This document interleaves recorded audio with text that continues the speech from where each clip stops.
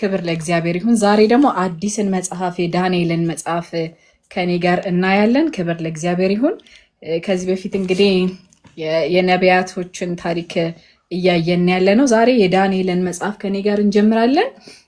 የዳንኤል መጽሐፍ እንግዲህ ማዕከላዊ ሐሳቡን ከመጀመሪያ ከታሪካዊ ዳራውን ጀምርና ምንድነው ማዕከላዊ ሐሳቡ? ማን ጻፈው? ሲጽፉት የት ነበሩ? በምን አይነት ሁኔታ ውስጥ ሆኖ ነው ይሄ መጽሐፍ የተጻፈው የሚለውን ነገር አይተን በዛ ወደ ጥናታችን እንሄዳለን። ከዚህ በፊት እንግዲህ በነበረው ጥናታችን እስራኤል ለሁለት እንደተከፈለች አይተናል። እስራኤልን 10ሩን ነገድ አሶራውያን፣ ሁለቱን ደግሞ የይሁዳና የብንያምን ነገድ ደግሞ ባቢሎናውያን እንደገዟቸው አይተናልና ባቢሎን ሲገዛቸው በ3 ዙር ደግሞ መተው እንደወሰዷቸው አይተናል። ይሄ 3 ዙር ምንድነው? በ605 ዓመተ ዓለም ዳንኤልና ጓደኞቹ የተወሰዱበት ጊዜ ነው። ከዛ በኋላ ደግሞ በ597 ዓመተ ዓለም ሕዝቅኤልና ወደ 10,000 የሚሆኑ ሰዎች ወደ ባቢሎን የተወሰዱበት ዘመን ነው።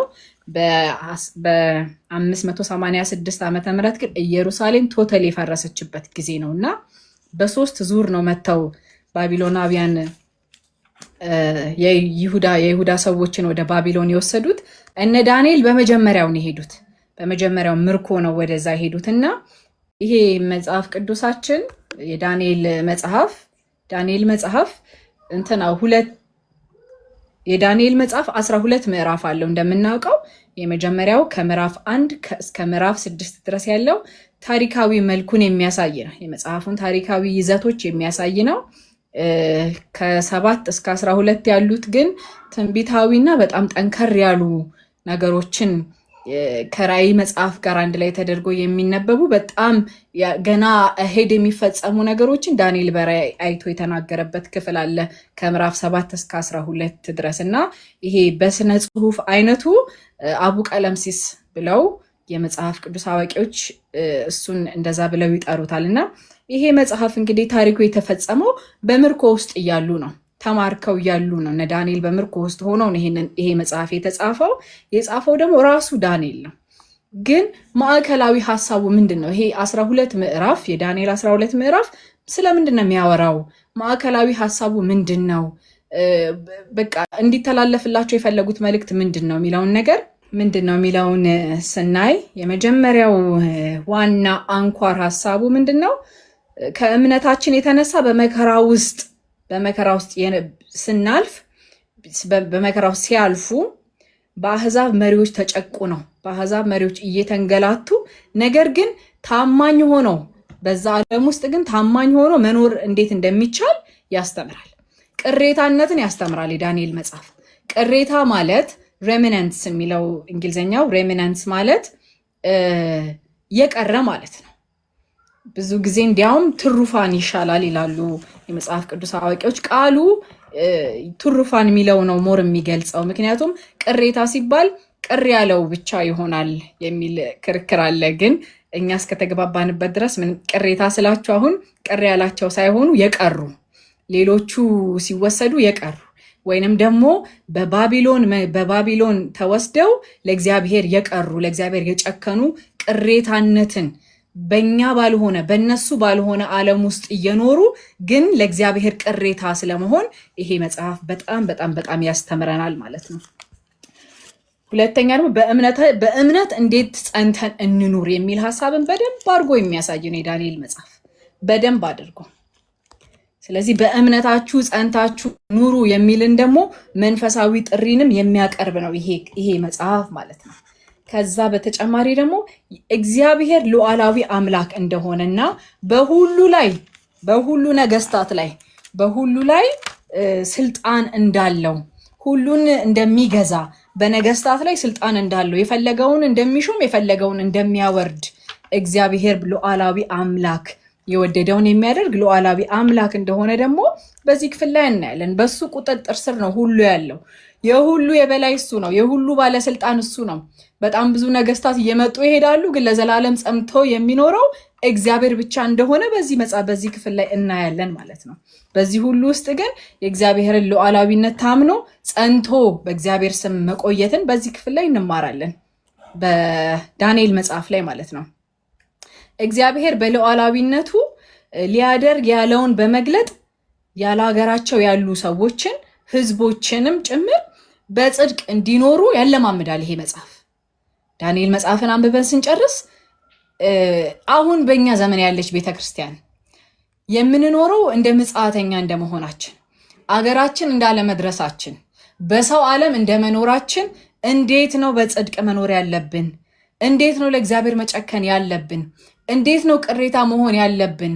ቅሬታ የምንሆነው እኔ በግሌ ነው ወይስ እንደ ቸርች ነው የሚለውን በደንብ አድርጎ የሚያሳየን መጽሐፍ ነው ይህ መጽሐፍ ማለት ነው።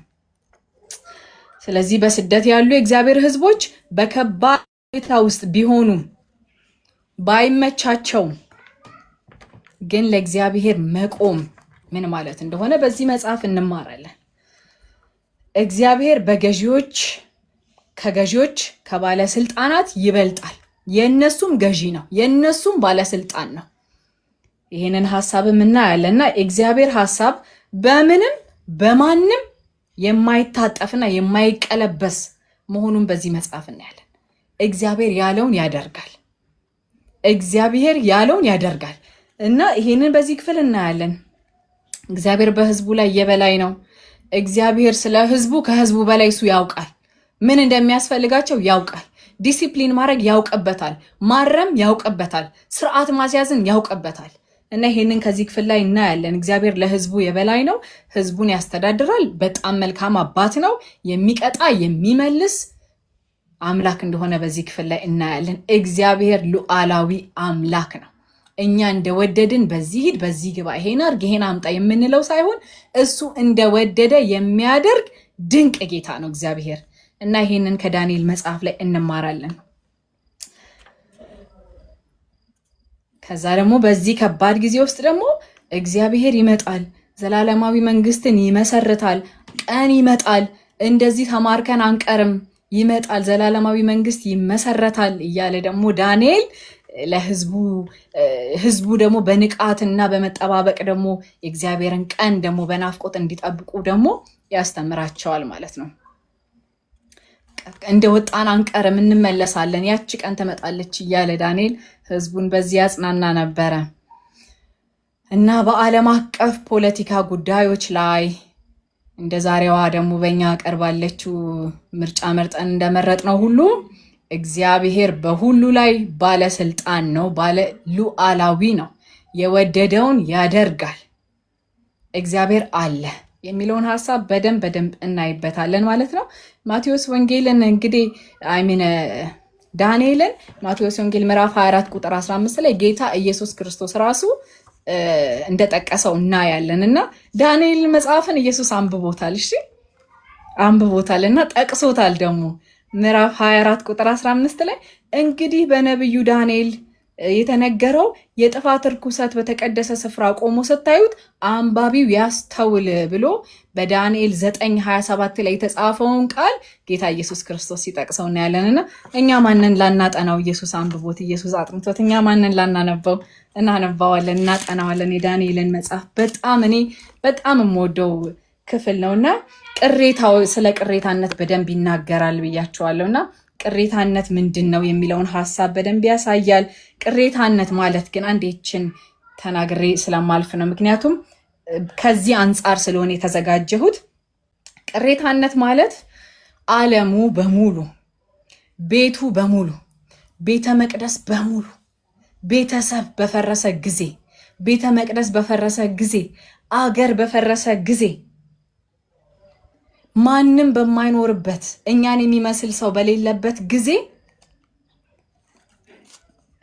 ከዛ ዓለም ሸሽቶ ሳይሆን እዛው ዓለም ውስጥ ኖሮ ለእግዚአብሔር መቆም ማለት ነው። ቅሬታነት ማለት መሸሽ አይደለም።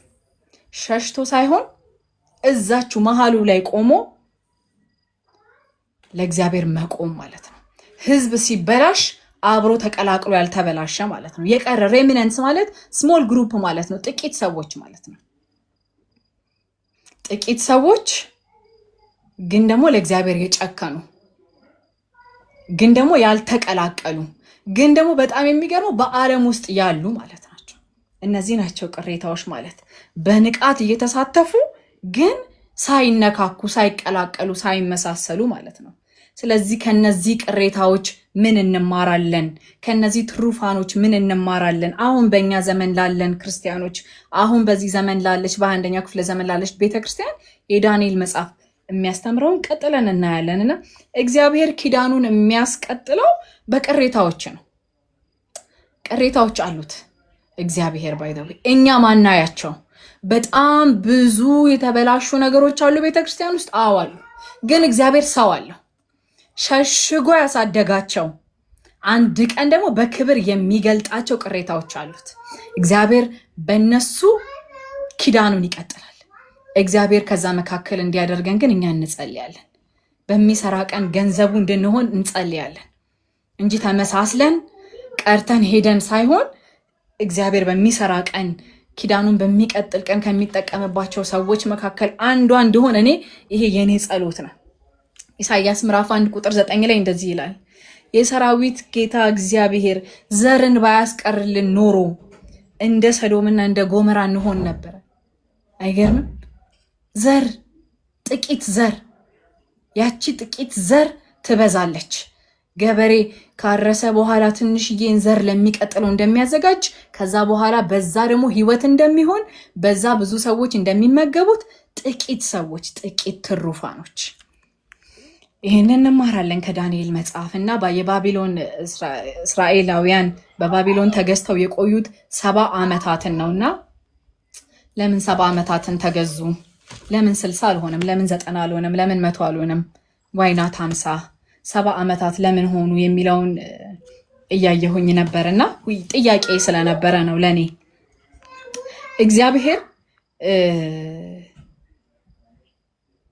እግዚአብሔር ዘሌዋውያን ምዕራፍ 25 እናንብበው አንዴ።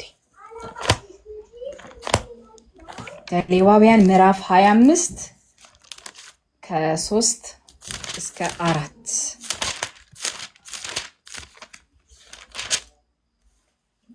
እንደዚህ ይላል። 6 ዓመት በእርሻ ላይ ዝራ፣ 6ኛው ዓመት ወይንህን ግረዝ፣ ፍሬውንም ሰብስብ። በ7ኛው ዓመት ግን ለምድሪቱ የእረፍት ሰንበት ታድርግ፣ ይህም የእግዚአብሔር ሰንበት ነው ይላል። በተሰጣቸው ሕግ መሰረት እስራኤላውያን የሱባኤ ዓመት የሚባል አለ። ይሄ የሱባኤ ዓመት ምንድነው? ምድርን 6 ዓመት ካረሷት በኋላ ለ7 ዓመት ያሳርፏታል። ለ7 ዓመት ያሳርፏታል። ልክ ይሄ 7ኛው ዓመት ማለት የሱባኤ ዓመት ማለት ምድር ታርፋለች። በቤታቸው ያሉ ባሮች ራሱ 6 ዓመት ካገለገሉ በኋላ በ7ኛው ዓመት ይለቀቃሉ። ወይንም ደግሞ የቤት ውልድ ባሪያ ከሆነ አይሄድም። ወይንም ደግሞ የፍቅር ባሪያ ከሆነ ወዶ ስለሆነ እዛ ቤት ውስጥ ያለው አይሄድም። ግን ሌሎች ባሮች ግን 6 ዓመት ካገለገሉ በኋላ በ7ኛው ዓመት ይለቀቃሉ። ይሄ ምን ይባላል? የሱባኤ ዓመት ይባላል ማለት ነው። እና በዚህ በ7ኛው ዓመት ይሄ 7ኛው ዓመት የተሃድሶ ዓመት ነው፣ የእረፍት ዓመት ነው። እና ይሄንን በዚህ ጊዜ ላይ እስራኤላውያን ግን ባለመታዘዛቸው ምክንያት ለ490 ዓመታት ያክል ምድሪቷን ሳያሳርፉ ነበረ ሲያርሱባት የነበረው። እንደዚሁ ማለት ነው። ባለመታዘዛቸው ምክንያት ምድሪቷን አርሰዋታል ማለት ነው። ስለዚህ ዘሌዋውያን 26:17 ላይ በጠላቶቻችሁ ላይ ድል እንድትሆኑ 25 ላይ ትእዛዜን ብትጠብቁ የሚል ትእዛዝን ሰጥቷቸዋል። ልክ ዘሌዋውያን 26 ላይ ደግሞ ባይፈጽሙ የሚመጣባቸውን መዓት ይናገራልና ከዛ መካከል ቁጥር 17 ላይ በጠላቶቻችሁ ድል እንድትሆኑ ፊቴን በእናንተ ላይ አከብድባቸዋለሁ፣ የሚጠሏችሁ ይገዟቸዋል ይላል ማለት ነው። ከዛ በኋላ ሁለተኛ ዜና ምዕራፍ 36 ቁጥር 20 ላይ እንደዚህ የሚል ቃል አለ። ሁለተኛ ዜና ምዕራፍ 36 ቁጥር 20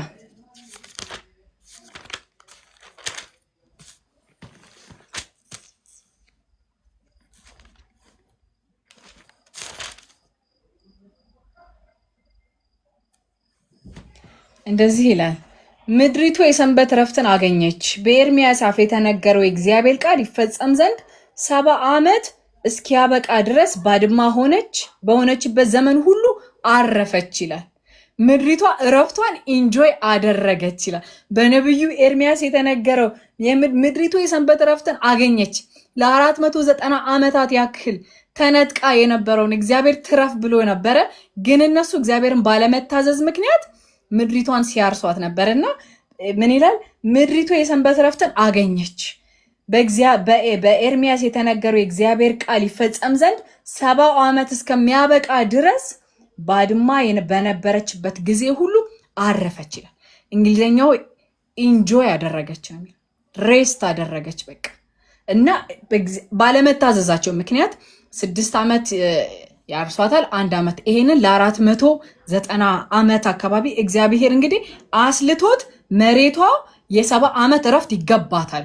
ስለዚህ ብሎ ህዝቡን ሁሉ አስወጥቶ ምድሪቷ እረፍቷን አገኘች ማለት ነው።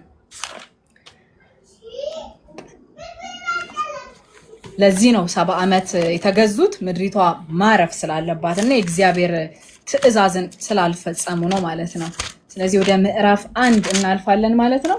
ምዕራፍ 1 ላይ እንግዲህ ስንጀምር ይሄንን ክፍል ብዙ ጊዜ እኔም በዚህ ክፍል ሳስጠና ብዙ ጊዜ የምወደው ክፍል ስለሆነ በአንድም በሌላም ነካ ነካ አድርጌው አልፌያለሁኝ።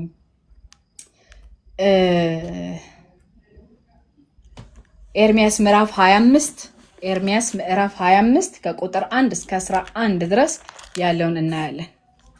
ከመጀመራችን በፊት አንድ አይነት እንደዚህ ይላል። የይሁዳ ንጉስ የኢዮስያስ ልጅ ኢዮአቄም በነገሰ በ4ኛው ዓመት ይህ ማለትም በባቢሎን ንጉስ ናቡከደነጾር ዘመነ መንግስት በመጀመሪያው ዓመት ስለ ይሁዳ ህዝብ ሁሉ ለኤርሚያስ ቃል መጣለት። ስለዚህ ነብዩ ኤርሚያስ ለይሁዳ ህዝብ ሁሉ በኢየሩሳሌም ለምትኖሩ ሁሉ እንዲህ ብለህ ተናገር። የይሁዳ ንጉስ የአሞን ልጅ ኢዮስያስ በነገሰበት በ13ኛው ዓመት ጀምሮ እስከ ዛሬ ለ23 ዓመት በሙሉ የእግዚአብሔርን ቃል ወደ እኔ መጣ፣ ደጋግሜም ነገርኳችሁ፣ እናንተ ግን አልሰማችሁም ይላል። ለ23 ዓመታት ሲናገር ነበረ ኤርሚያስ። ለ23 ዓመታት ይህንን መልእክት ሲናገር ነበርና የመጀመሪያዋ ክፍል ላይ እንዳየነው ከዚህ ከዳንኤል ምዕራፍ 1 ጋር ይመሳሰላል። የይሁዳ ንጉስ ኢዮአቄም በነገሰ በ3ኛው ዓመት የባቢሎን ንጉስ ናቡከደነጾር ወደ ኢየሩሳሌም መጥቶ ከበባት ይላልና ያኛው ትንቢት ነው የተናገረው፣ ይሄ ደግሞ የትንቢቱ ፍጻሜ ነው ማለት ነው። በዚህ ክፍል ላይ የምናየው የትንቢቱ ፍጻሜ ነው። እዚህ ጋር ኢዮአቄም በነገሰ በ3ኛው ዓመት ይላል። ኤርሚያስ ላይ ደግሞ ኢዮአቄም በነገሰ በ4ኛው ዓመት የሚል የጊዜ ልዩነት ኖሮት ሳይሆን ኤርሚያስ በአይሁድ ጊዜ አቆጣጠር ነው የጻፈው፣ ዳንኤል ደግሞ በባቢሎኒያን አቆጣጠር ስለጻፈው ነው እንጂ አንድ አይነት ጊዜ ላይ ነበር። ኤርሚያስ ምዕራፍ 25 ከቁጥር 1 እስከ 11 ድረስ። ስለዚህ መጥቶ ከበባት ይላል። ናቡከደነጾር እስራኤልን መጥቶ ከበባት ይላልና ምንድነው ያለው ሐሳብ? በህዝቦች መካከል ጦርነት ሲደረግ በማይታየው ዓለም ደግሞ በአማልክት መካከል ጦርነት እንደተደረገ ተደርጎ ይታሰብ ነበር። አሁን ናቡከደነጾር እና እስራኤላውያን ፋይት ሲያደርጉ የነሱ አማልክትም በሰማይ ፋይት እያደረጉ እንደሆነ ተደርጎ ይታሰባል።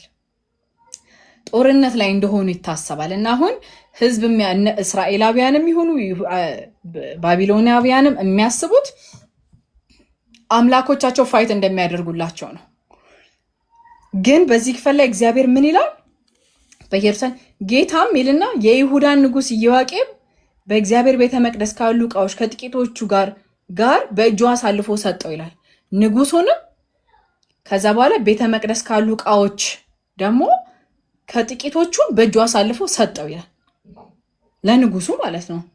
እንዴ እነዚህ ዕቃዎች እግዚአብሔር ቀድሱልኝ ያላቸው ዕቃዎች አይደሉ እንዴ? እንዴት እንደዛ ያደርጋል? እግዚአብሔር ለምን ፈቀደ?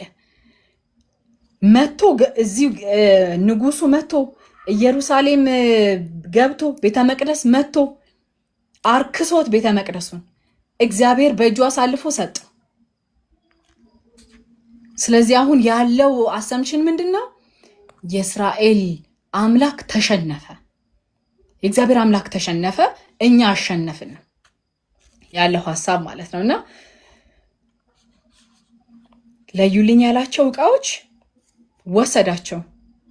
ለዩልኝ እግዚአብሔር አሳልፎ ሰጣቸው። ከዛ በኋላ ወደ አምላኩ ቤት ወደ ባቢሎን ወሰዳቸው ይላል። የእግዚአብሔር ሲጠቀምባቸው የነበሩትን ዕቃዎች የራሱን አምላክ የራሱን ጣዖት የሚያመልክበት የራሱ የአምላኩ ግምጃ ቤት ውስጥ አኖረው ይላል። በዚህ ጊዜ ከተማይቱ አልፈረሰችም ነበረ። መተው የሰዱት ጥቂት የቤተ መቅደስ ዕቃን ነበረ ማለት ነውና በዚህ ጊዜ ትንቢት ተፈጸመ ማለት ነው። በቃ ኢሳይያስ ምዕራፍ 39 ከ6 እስከ 7 ላይ ያለው ነው ማለት ነው።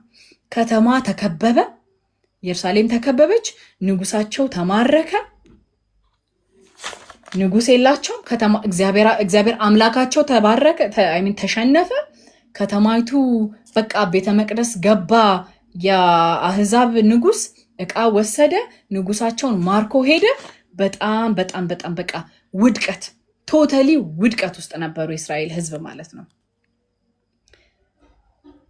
እግዚአብሔር ወስዶ ወደ አምላኩ ወደ እግዚአብሔር ዕቃ የሆኑትን ወደ ባቢሎን ወደ ራሱ ግምጃ ቤት አስገባና በቃ መስከሪያ ያደረገው ማለት ነው። ከዛ ሁለተኛ ላይ ደግሞ ዕቃ ብቻ አይደለም የሚወስደው። ቁጥር 4 ላይ ዕቃ ብቻ ሳይሆን ደግሞ የሚፈልገው ሰዎችን ደግሞ ይፈልጋል። ዕቃ ብቻ አይደለም። ምን አይነት ሰዎችን ሲባል አንደኛ ንጉሳዊ ቤተሰቦችን ሮያል ፋሚሊን ይፈልጋል። ሁለተኛ የመሳፍንቱ ዘር የሆኑትን ይፈልጋል። ከዛ ከነሱ ውስጥም ደግሞ ስፔሻል የሆነ ሪኳየርመንት አለው። ምንድነው ሪኳየርመንቱ? እነሱ ሚልና አካል ጉዳት የሌለባቸው መልከ መልካሞች፣ ማንኛውንም ትምህርት የመማር ችሎታ ያላቸው፣ ዕውቀት የሞላባቸው፣ ሁሉን ነገር ፈጥኖ መረዳት የሚችሉ፣ በንጉስ ፊት ማገልገል የሚችሉና ብቃት ያላቸው ወጣት ወንዶችን ደግሞ ይፈልጋሉ።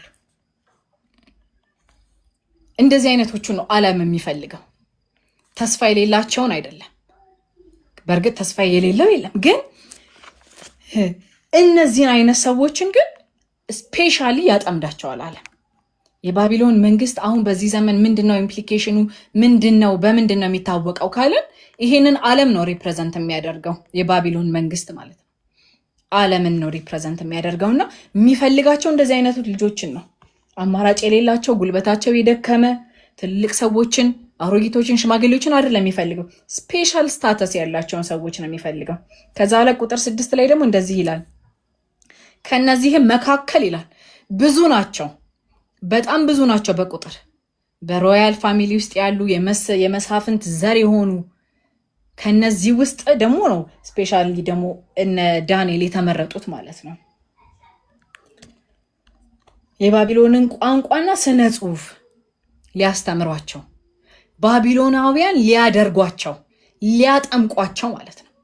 በቋንቋ በስነ ጽሁፍ በይሄ አምልኮን በማምለክ ወስደው ከንትን ይልቅ በቃ አይደንቲቲ ሽፍት ማድረግን የፈለጉት ማንነታቸውን አስጥለው ባቢሎናውያን ሊያደርጓቸውን የፈለጉትና ቋንቋና ስነ ጽሁፋቸውን ደግሞ በ3 ዓመት ፕሮግራም እንዲማሩ ተምረው ሲጨርሱ ንጉስን እንዲያገለግሉ 3 ዓመት የባቢሎንን አደራረግ እንዲያስተምሩ እንዲማሩ ትእዛዝን ሲሰጥና ያለን በዚህ ክፍል ላይና በቃ ቶታሊ ሊለውጣቸውን የፈለገው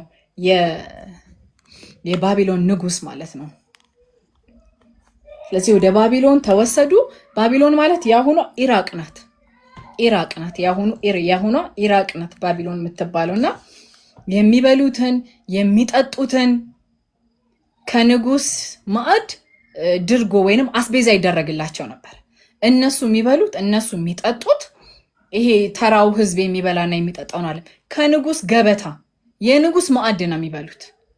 ምክንያቱም በእነሱ ላይ ዓላማ ስላለው በእነሱ በጣም ብዙ ነገሮችን ስለሚሰራ ማለት ነው። ስፔሻል ትሪትመንት ነው ሲደረግላቸው የነበረው። ግን በምቾት ውስጥም ቢሆኑ እነዚህ ሰዎች የእግዚአብሔር ቅሬታ ከመሆን ግን አልከለከላቸውም። አሁን ቻሌንጅ የሚያደርጋቸው እነሱን እንትን አይደለም። ይሄ እንዴት ነው ማጣት፣ መጨቆን፣ ጉስቁልና ምናምን አይደለም። ምቾት፣ ኮምፈርት፣ የሚፈልጉትን ማግኘት፣ በቃ የምግብ ችግር የለባቸውም። እሱ ነው ቻሌንጃቸው አሁን። እና በዛ ውስጥ እንዴት ነው ለእግዚአብሔር መቆም የሚቻለው? መንፈሳዊነት አይረሳም ወይ? እግዚአብሔር አይረሳም ወይ? አይረሳም። አይገርምም? አይረሳም። ለአንዳንዶቻችን ማጣት ችግር ቻሌንጅ ሊሆን ይችላል። ለአንዳንዶቻችን ደግሞ ምቾት እግዚአብሔርን መተዋያ መንገድ ሊሆን ይችላል። ስለዚህ በሁለቱም አስፔክት ብንሄድ ለእግዚአብሔር እንዴት ብለን እንቆም የሚለውን ነገር ግን ከነሱ የምንማረው ይሆናል። ከነዚህ ቅሬታዎች ማለት ነው። ቁጥር 6 ላይ ከነዚህም መካከል ብሎ ከይሁዳ የመጡ በጣም ብዙ ወጣቶች አሉ። ከነዚህም ተመርጠው 4 ወጡ ማለት ነው። ዳንኤል፣ አናንያና ሚሳኤል እነዚህ 3ቱ ተመረጡ ማለት ነው። ከብዙዎች መካከል እነዚህ 4ቱ ተመረጡ። ስማቸው ገና ሲጠራ እነዚህ 4 የተመረጡ ሰዎች ገና ስማቸው ሲጠራ እግዚአብሔር አለበት ስማቸው ላይ። በስማቸው እግዚአብሔርን ተሸክመውት ነው የሚንቀሳቀሱት። ከስማቸው ጀርባ እግዚአብሔር አለ። እግዚአብሔር አለና በመጀመሪያ የባቢሎን ንጉስ ለነዚህ 4 ሰዎች ምንድን ያደረገው ካልን ስማቸውን ቀየረው። መታወቂያቸውን ቀየረው። ከዚህ በኋላ እግዚአብሔር በሚባል ነገር አትታወቁ ብሎ ስማቸውን ሲቀየር እናያለን ማለት ነው።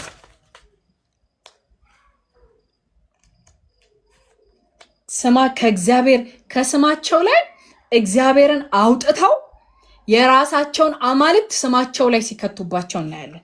ስም ማለት መታወቂያ ነው። ስም ማለት ሰዎች እኛን ሲያዩ የሚጠሩበት ነው አይደለም? ጋይ ግን ይሄ ንጉስ ግን ስማቸው ሲጠራ በተደጋጋሚ ያህዌ የሚል ስላለበት ኖ ይህን ስም እየጠራን አንቀጥልም፣ ስለዚህ ማንነታቸው፣ መጠሪያቸው፣ መታወቂያቸው መቀየር አለበት ብሎ ስማቸውን ሲቀየር ዳንኤልን ስናይ ዳንኤል ማለት እግዚአብሔር ዳኛዬ ማለት ነው። የስሙ ትርጓሜ ጋድ ኢዝ ማይ ጀጅ ማለት ነው። ስሙን ብልጣሶር አለው። ብልጣሶር ማለት የንጉሱን ህይወት የምትጠብቅ አንዲት ጣዖት አለች። ሴት ጣዖት ናት። የእሷ ስም ነው፣ ቤል ትባላለች። እና በእሷ ስም ነው የሰየሙት ማለት ነው። የንጉስን ህይወት የምትጠብቅ አንዲት ጣዖት አለች፣ በእሷ ስም ነው የሰየሙት። አናንያ ማለት ደግሞ እግዚአብሔር ባለ ጸጋው ማለት ነው። the gracious God ማለት ነው። ጸጋ ያለው እግዚአብሔር ማለት ነው የስሙ ትርጓሜ። እና እሱን ደግሞ ምን ብለው ቀየሩት? ብልጣሶር ሲድራቅ አሉት። ሲድራቅ ማለት ምን ማለት ነው? እነሱ የሚያመልኩት አጉ የሚባል አንድ ጣዖት አለና ለእሱን እፈራለሁ፣ እታዘዛለሁ፣ አከብራለሁ የሚል ትርጓሜ ነው ያለው። እግዚአብሔር ይገስጸው። መታወቂያን የሚቀይር ክፉ እግዚአብሔር ይገስጸው። በእውነት እኔና እናንተን ሰው ሲያይ እግዚአብሔርን ይይ። መታወቂያችን በኢየሱስ ክርስቶስ ስም አይወሰድብን። የእግዚአብሔርን ስም ተሸክመን የምንኖር የምንወጣ የምንገባ ያድርገን። ክፉ ሲፈልግ ስማችንን ነው የሚቀይረው፣ መጠሪያችንን ነው የሚቀይረው። እግዚአብሔር ይገስጸው በእውነት። ከዛ ለዚህ ጣዖት እገዛለሁ፣ አከብራለሁ የሚል አይነት ትርጓሜ ነው ያለው። ሚሳኤል ማለት ሚካኤል እንደማለት ነው። who is the god like you ማለት ነው። እንደ እግዚአብሔር ያለ ማንም የለም ማለት ነው። ከዛ የሱን ስም ደግሞ ምን አሉት? ሚሳቅ ምን ማለት ነው? ቅድም ላልኳችሁ ይሄ አጉ ለሚባለው ጣዖት የሱ ባሪያ ነኝ ማለት ነው።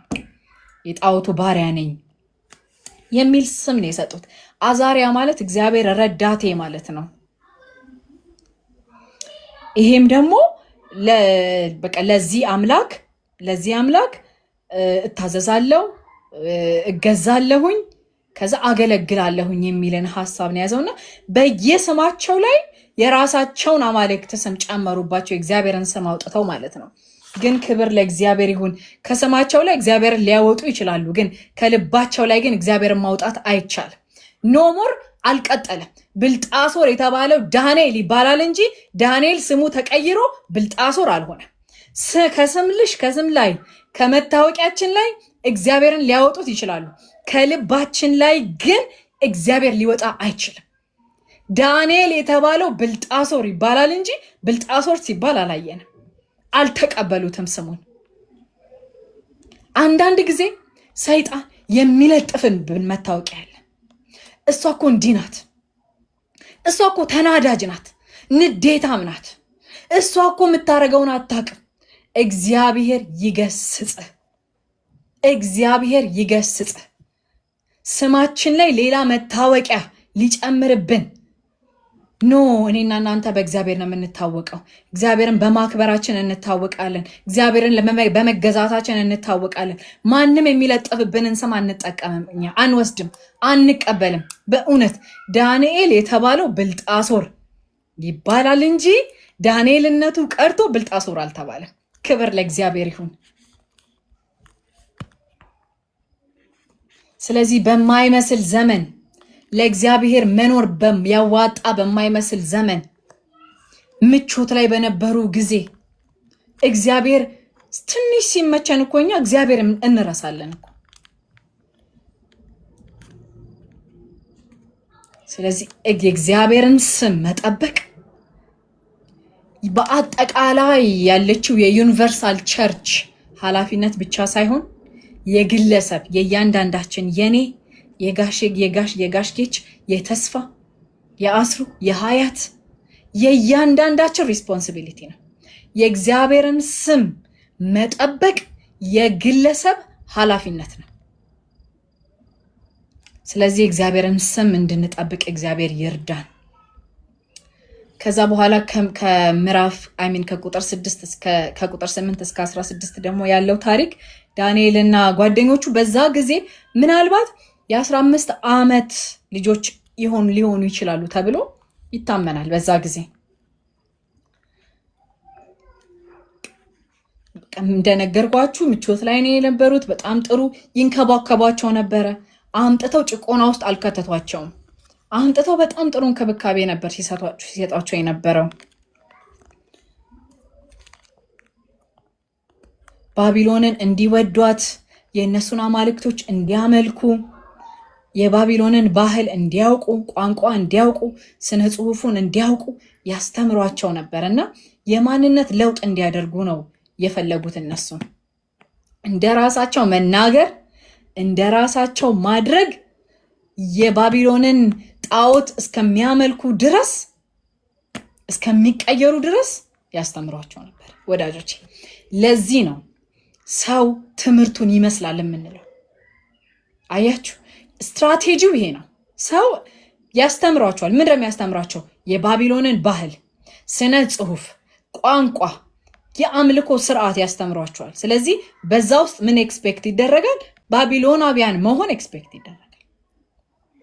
የምንማረው ትምህርት ዞሮ ዞሮ በእኛ ላይ ፍሬ ማፍራቱ አይቀርም።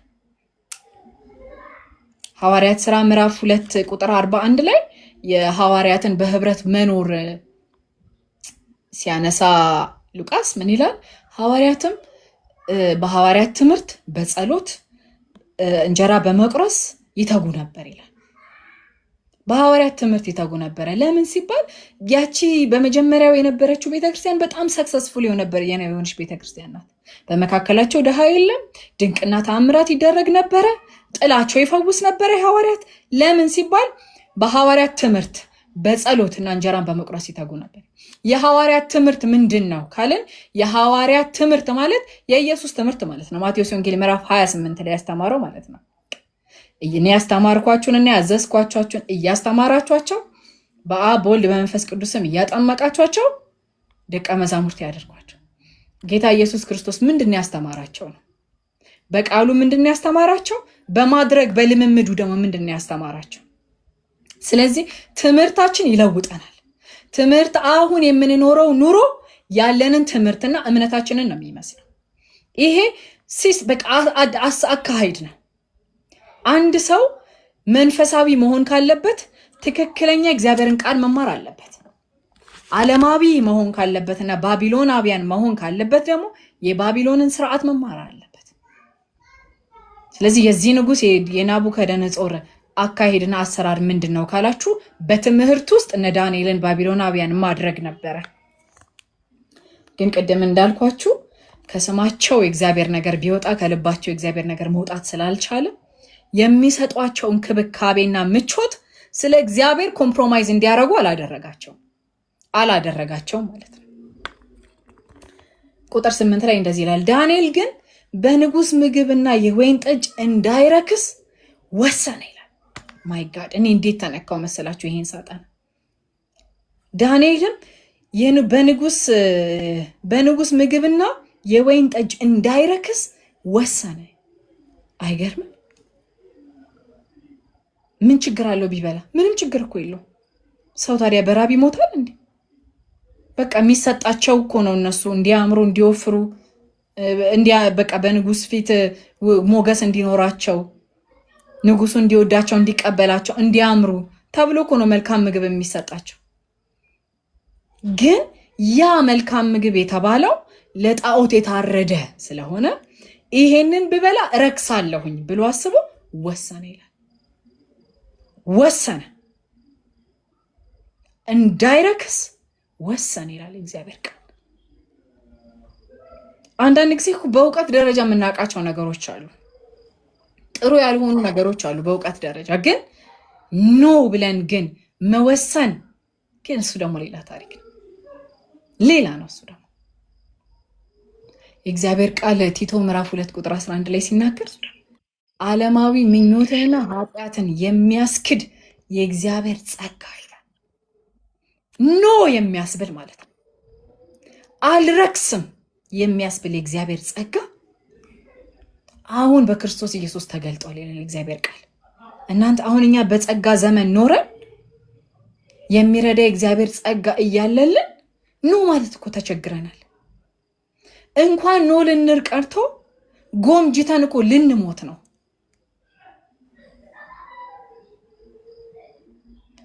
አግኝተ ነው አይደለም፣ ባገኙ ሰዎች ጎምጅተን ልንሞት እኮ ነው። እግዚአብሔር ይርዳ፣ እግዚአብሔር ይርዳ። እዛው ቤተ መንግስት ውስጥ ሆኖ ነው የወሰነው። አልበላም ማለት ይሄ እንዳይረክስ የሚለው ቃል የሆነ እንዴት ነው? እኔ መጀመሪያ ሳላጠናው በፊት የሆነ እንዳይረክስ ሲል በቃ የሆነ በቃ አይደል ረከሰ ምናምን ተነካ፣ በቆሻሻ እጅ ተነካ አይነት ነገር አስቤ ነበር። ግን ምን መሰላችሁ? ቫሊዩ መቀነስ ማለት ነው። ርካሽና ውድ አለ አይደለም? ይሄ ርካሽ ነው፣ ይሄ ደግሞ ውድ ነው። ይሄ ውድ የሆነው ቫሊዩ ስለሚጨምር ነው። ይሄ ርካሽ የሆነው ደግሞ ቫሊዩ ስለሚቀንስ ነው። ስለዚህ ይሄንን ብበላ እግዚአብሔር ከሰጠኝ ቫሊዩ ቀንሳለሁ፣ አልቀንስም። ዋጋዬን አላጣም። እንዴ ወዳጆች፣ ዋጋችን እኮ የኔና የናንተ የክርስቶስ ደም ነው። ዋጋችን እኮ እሱ ነው። በእውነት ከዋጋችንማ አንረክስም፣ አንቀልም፣ ወርደንማ አንገኝም። ከዚህ የተከፈለልን ደም ምንም ገንዘብ የማይተምነው የክርስቶስ ደም ነው። ስለዚህ ከዋጋችን አንረክስም። አልረክስም ብላችሁ ጻፉ ከታች ኮሜንት ላይ። አልረክስም፣ ዋጋዬ አይቀንስም። በጣም ብዙ ነገሮች አሉ ዋጋችንን እንድንቀንስ የሚያደርጉን። ሴክሹዋል ኢሞራሊቲ፣ ታማኝ አለመሆን፣ ምንዝርና ዋጋችንን እንድንቀንስ ያደርገናል። ክፋት ዋጋችንን እንድንቀንስ ያደርገናል። አድመኝነት ዋጋችንን እንድንቀንስ ያደርገናል። ጎጠኝነት፣ ዘረኝነት ዋጋችንን እንድንቀንስ ያደርገናል። አለመታመን ዋጋችንን እንድንቀንስ ያደርገናል። በጣም ብዙ ነገሮች አሉ የሚያቀሉን። እግዚአብሔር ይገስጻቸው። አልረክስም፣ ዋጋዬን አልቀንስም። ዋጋዬ ክርስቶስ ደም ነው።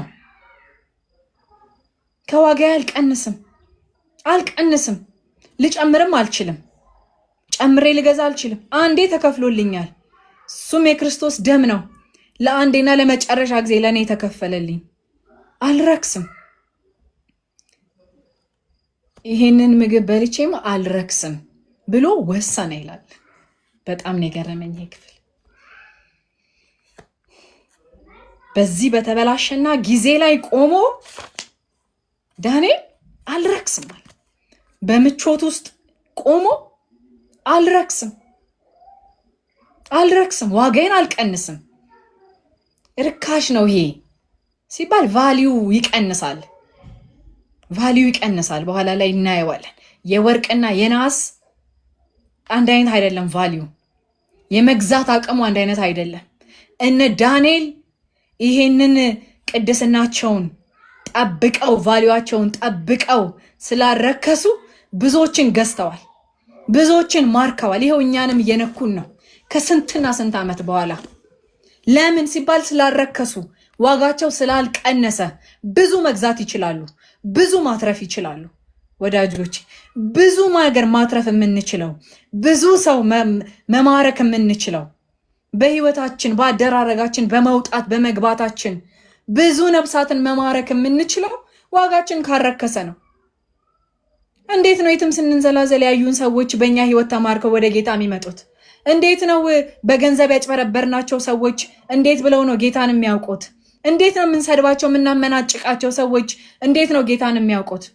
እንዴት ነው በሰው ፊት ስናማ ሰዎችን ስንዘረጥጥ የሰሙን ሰዎች እንዴት ነው ጌታን የሚቀበሉት?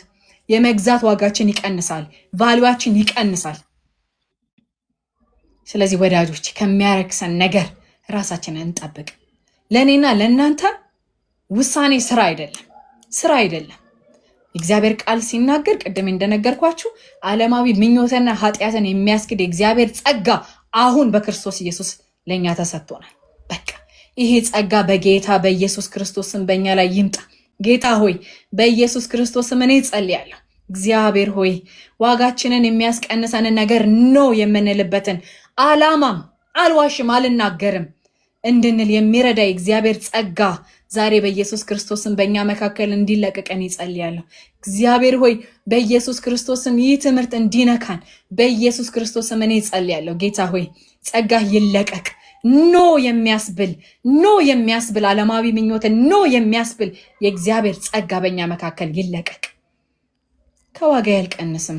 ለምን ሲባል ብዙ መግዛት ስለምፈልግ እግዚአብሔር በሚጠቀምብኝ ጊዜ ገንዘቡ በመሆን ጊዜ እኔ ብዙ ነገር መግዛት ፈልጋለሁ። 50 ሳንቲም ወይንም ስሙኒ መሆን አልፈልግም። እሱም እኮ ብር ነው፣ እሱም እኮ መግዣ ነው፣ ግን ቫልዩ የለውም። ጌታ ኢየሱስ ክርስቶስ ይርዳን። እግዚአብሔር ይርዳን። ስለዚህ በእግዚአብሔር ስንኖር ኖ ስንል እግዚአብሔር ወዳጆች ይጠነቀቅልናል። he will take care of us። ይጠነቀቅብናል፣ ይባርከናል፣ ከዛ ደግሞ ይጠቀምብናል። እንደነገርኳችሁ ዩዝ ያረገናል። አይተወንም። ለእግዚአብሔር ጨክነን ስንቆም እግዚአብሔር አይተወንም። ይጠነቀቅልናል፣ ይጠብቀናል፣ ይጋርደናል፣ ይባርከናል፣ ከዛ ደግሞ ይመነዝረናል። እንዳለን ቫልዩ ልክ ይመነዝረናል። ግን አልረክስም ዋጋዬን አልለቅም ብሎ መወሰን ግን ያስፈልጋል። ዛሬ እንደዚህ የሚያስወስንና ኖ የሚያስብል እግዚአብሔር ጸጋ በመካከላችን ይለቀቅ በኢየሱስ ስም። እኔ ልቤ እዚህ ላይ ቆየብኝ። በቃ በእውነት መልቀቅ አቃተኝ። እግዚአብሔር ሆይ በኢየሱስ ክርስቶስ ስም እንለምንሃለን። አባት እግዚአብሔር ሆይ ዓለማዊ ምኞትን እግዚአብሔር ሆይ በዚህ ዘመን የሚያስጎመጀን ብዙ ነው። አንተ ታውቃለህ። እግዚአብሔር ሆይ ምንም ከአንተ ፊት የምንሸሽገው የለም። እግዚአብሔር ሆይ እባክህ የክብር ዕቃ እንድንሆን አንተ በምትሰራ ጊዜ እንድትጠቀመን እንድታተርፍብን ብዙ እንድንገዛለህ እግዚአብሔር ሆይ ዛሬ ራሳችን በፊትህ እናዋርዳለን። እግዚአብሔር ሆይ ተቀባብተን ጌታ ሆይ መልካም መስለን ኃይለኛ መስለን አንወጣም። በፊትህ ከብዶናል። ጸጋህ ያስፈልገናል። ይሄንን ዓለማዊ ምኞት ኖ የምንልበት ጸጋ ይለቀቅልን። እንዳንረክስ የሚያስወስን የእግዚአብሔር መንፈስ ዛሬ በመካከላችን ይለቀቅልን። ክብር ለአንተ ይሁን። ስለዚህ ለእግዚአብሔር ስንጨክን ዋጋችንን ላለመቀነስ እንዳንረክስ ስናደርግ ለእግዚአብሔር ታማኝ ስንሆን እግዚአብሔር የሚያደርጋቸው ነገሮች አሉ። ምን ያደርጋል እግዚአብሔር ታማኝ ስንሆን? አንደኛ ሞገስ ይሰጣል። ቁጥር 9 እንደዚህ ይላል፣ እግዚአብሔር ለዳንኤል በጃንደረቦቹ አለቆች ፊት ሞገስና መውደድን ሰጠው ይላል። አይገርምም? ለእግዚአብሔር ስንጨክን፣ እግዚአብሔርን ለማስከበር በቃ ፌዝፉል ስንሆን፣ ታማኝ ስንሆን፣ ስንቆም እግዚአብሔር ምን ያደርጋል? ሞገስን ይሰጠናል። እግዚአብሔር ነው የሰጠው ይላችሁ። እግዚአብሔርም ለዳንኤል በጃንደረቦቹ አለቃ ፊት ሞገስንና መወደድን ሰጠው ይላል። ሰጪው ማን ነው? እግዚአብሔር ነው። ተቀባይ ማን ነው? ዳንኤል ነው።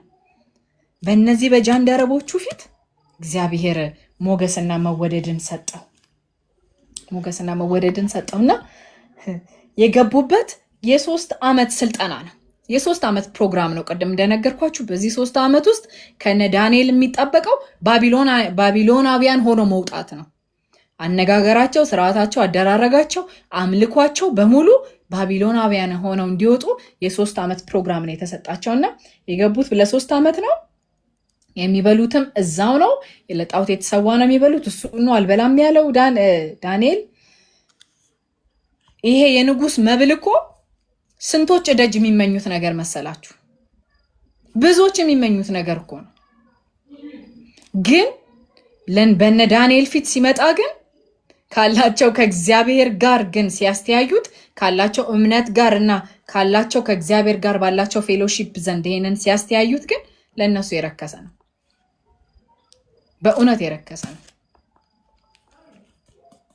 ብዙዎች የሚጎመጁበት ነገር በቅዱሳን እጅ ሲገባ ምንም ነው።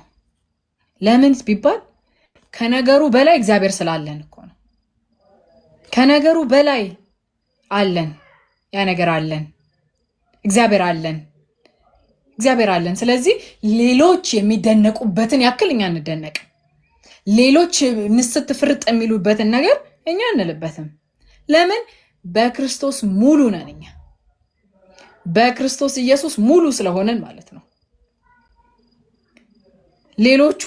ሌሎች ደጅ ያሉ ሰዎች የሚጎመጁት የንጉስ ድርጎ እነ ዳንኤል ጋር አለ። ግን ዳንኤል አይፈልገውም። እንዲያውም ለዳንኤል እርኩስ ነው፣ ያረክሰዋል። ዳንኤል ጋር ግን ምን አለ ከተባለ ሁሉን ሙሉ የሚያደርግ እግዚአብሔር አለ። ሞገስን የሚሰጥ እግዚአብሔር ግን አለ አብሮት።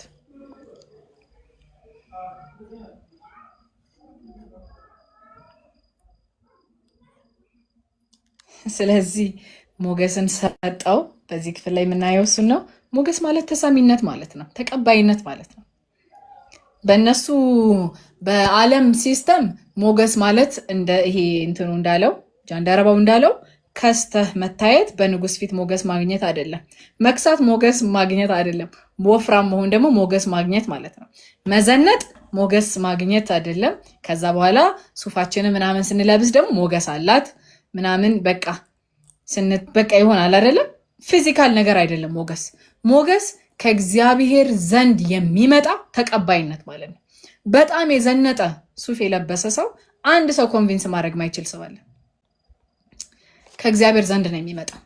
ሞገስ ማለት ተሰሚነት ማለት ነው። ሞገስ ማለት ተቀባይነት ማግኘት ማለት ነው። ሞገስ ማለት ኢንፍሉዌንስ ማድረግ ማለት ነው።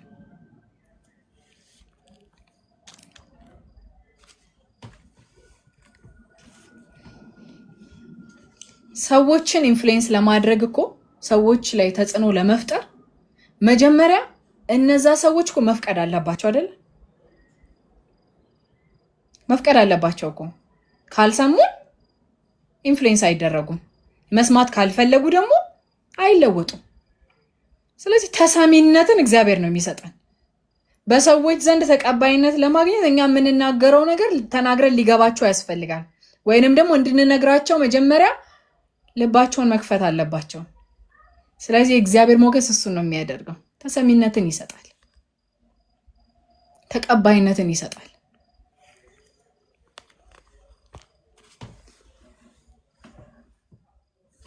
በዚህ ክፍል ላይ እንደዛ ነው የምናየው።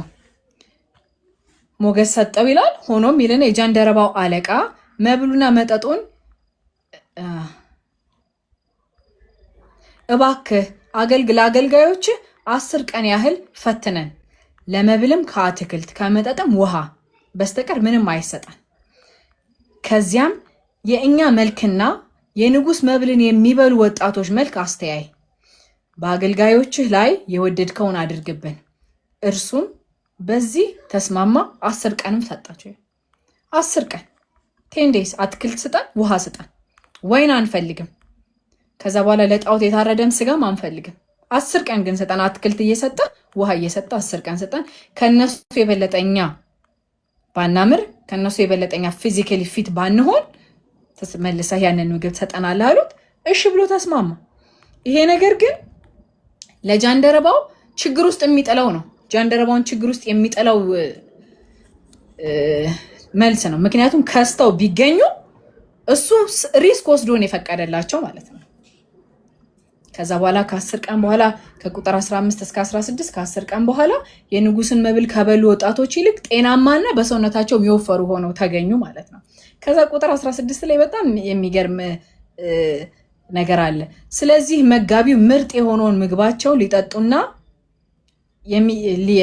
ስለዚህ መጋቢው ምርጥ የሆነውን ምግባቸውንና ሊጠጡት የሚገባውን የወይን ጠጅ አስቀርቶ በምትኩ አትክልትን ሰጣቸው ይላል። እኔ ይሄንን ክፍል በሁለት መንገድ ተረዳሁት። የመጀመሪያው ከ10 ቀን በኋላ እነ ዳንኤልን ሲያገኛቸው ስላማረባቸው ያንን መስጠት ቀጠለ። ለነሱ አትክልትና ውሃ መስጠትን ቀጠለ። በቃ የወይን ጠጅን አስቀርቶ በምትኩ አትክልትን ሰጣቸው ይላል። ወይንም ደግሞ ቀን ሳሰላስለው አንዴ እንትን ያለኝ ነገር ወይንም ደግሞ የነ ዳንኤልንና ሌሎች የንጉስ ምግብን የሚበሉ ሰዎችን ልዩነት አይቶ እንዲያም ይሄ ሳይሆን አሪፉ አትክልት ነው ብሎ ለነዛም ጭምር አትክልት እንደሰጣቸው አድርጌ አሰብኩት እና ኢደር ዌይስ የእግዚአብሔር ሞገስ ግን ሰርቶ ከ10 ቀን በኋላ እነሱ አትክልታቸውንና ውሃቸውን እየጠጡ በጣም አምረው እንደወጡ በዚህ ክፍል ላይ እናያለን ማለት ነው።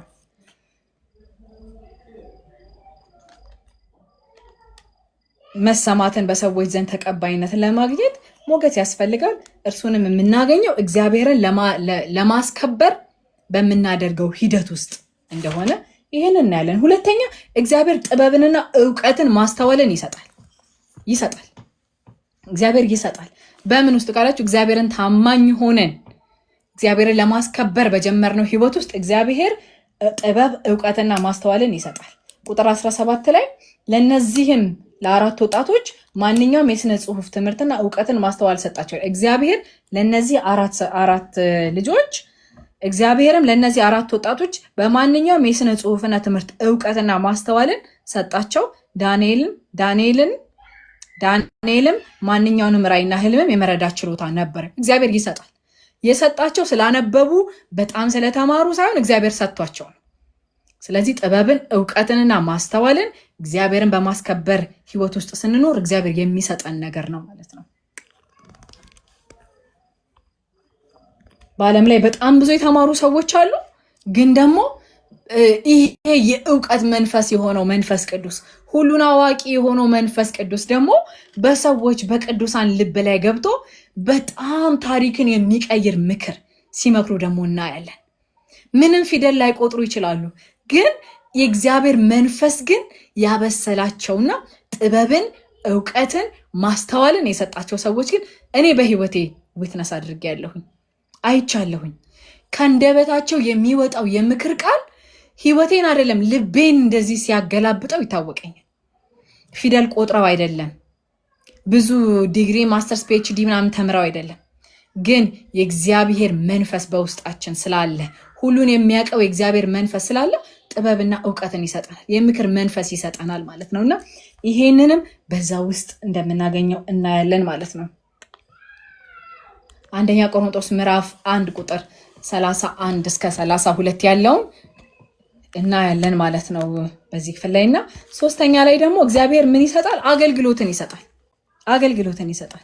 ከዛ በኋላ እነዚህ ሰዎች መጡ፣ ንጉስ አያቸው። ከዛ ስለዚህም በንጉስ አገልግሎት ላይ ተሰማሩ ይላል። በንጉስ አገልግሎት ላይ ተሰማሩ የሚለውን የነሱ ዓለም አይደለም የሚኖሩበት፣ የነሱ ዓለም አይደለም፣ ግን ወጥተው ተደብቀው አልቀሩም፣ ወይንም ደግሞ ይሄ የኛ ዓለም አይደለም ብለው ትተው አልሄዱም። በዛው ዓለም ውስጥ ሆነው በዛው በባቢሎን ውስጥ ሆነው ይሰሩ ነበረ፣ ያገለግሉ ነበረ። ወዳጆቼ ኢኮኖሚ ተበላሽቷል፣ ቤተክርስቲያን ተበላሽታለች፣ አገር ተበላሽቷል። ስለዚህ ጥለን ወተን ገዳም እንግባ አይደለም። ገዳማዊነትን አይደለም ይሄ ክፍል የሚያስተምር ገዳማዊነትን ሳይሆን እዛቸው የተበላሸችው ቤተክርስቲያን ውስጥ ገብቶ ነገሮችን ማስተካከል፣ የተበላሸ ኢኮኖሚ ውስጥ ገብቶ ነገሮችን ማስተካከል፣ የተበላሸ አገር ውስጥ ገብቶ ለእግዚአብሔር ቆሞ ከእግዚአብሔር ጋር ነገሮችን ለማስተካከል መሞከር ቅሬታነት ነው። ስለዚህ መሸሽ ሳይሆን መቆምን ከዚህ ክፍል ላይ እናያለን ማለት ነው። በልዩነት ህልም እየፈቱ እያገለገሉ ሰዎች እንዳይገደሉ እያደረጉ ማለት ነው። ወደ ምዕራፍ 2 ወይኔ ሰዓቱ በጣም ሄዷል። ወደ ምዕራፍ 2 ፈጥኜ ያልፋለሁኝ። ከዚህ በኋላ ያለው አጫጭር ነው። እሺ፣ ስለዚህ በዚህ ክፍል ደግሞ የምናየው ንጉሱ ህልምን ያያል። ያ ህልም በጣም ትረብል አደረገው እና ረበሸው ማለት ነውና ጠንቋዮችን፣ አስማተኞችን፣ መተተኞችን፣ ኮከብ ቆጣሪዎችን ጠርቶ እነዚህ ሰዎች ህልምን ወይንም የተለያየ ነገርን በክፉ መንፈስ የሚተረጉሙ ሰዎች ናቸው። ስለዚህ ንጉስ አንድ ዴር ነው የሰጣቸው። ምንድነው የሰጣቸው? ህልሜንም ፍቺውንም እንድትነግሩኝ ነው። ምክንያቱም ህልሜን ከነገርኳችሁ ፍቺውን በራሳችሁ መንገድ ልታመጡ ትችላላችሁ ብሎ ነው። እንደዛ አይደለም፣ እኔ የምፈልገው ህልሜንም እንድትነግሩኝ ነው ፍቺውንም እንድትነግሩኝ ነው ብሎ ያለውን እግዚአብሔር ያሳየውን እንቁ ነገር እንዴት አድርጎ ፕሮቴክት እንዳደረገው በዚህ ክፍል እናያለን። ህልማችን ከኛ አንደበት እስካልወጣ ድረስ አያውቀውም ሰይጣን። ባይዘው አያውቀውም፣ አላወቁትም። ይሄንን ማንም ሊያረግልህ አይችልም አሉት። ማንም ሊያረገው አይችልም። ስለዚህ ይሄ ንጉስ ግን እንቁን በሪያ ፊት አልጣለም፣ ከአንደበቱ አላወጣም። ንገሩኝ አለ። አልነግርም ሲሉት በቃ እንደዚህ ከሆነ ይሄንን ልታደርጉ ካልቻላችሁ ትገደላላችሁ ብሎ እንዳወጣባቸው እናያለን። ህግን ማለት ነው። ከዛ በጣም ፈጠን ብዬ እሄዳለሁኝ። ከዛ በኋላ ይሄ ትእዛዝ ሲወጣ ጥበበኞች በሙሉ ይገደሉ የሚል ትእዛዝ ነው የወጣው። ዳንኤልንም 3ቱን ጓደኞቹንም ኢንክሉድ ያደረገ ትእዛዝ ነው ማለት ነው። ትእዛዝ ነው የወጣው። ቁጥር 10 ላይ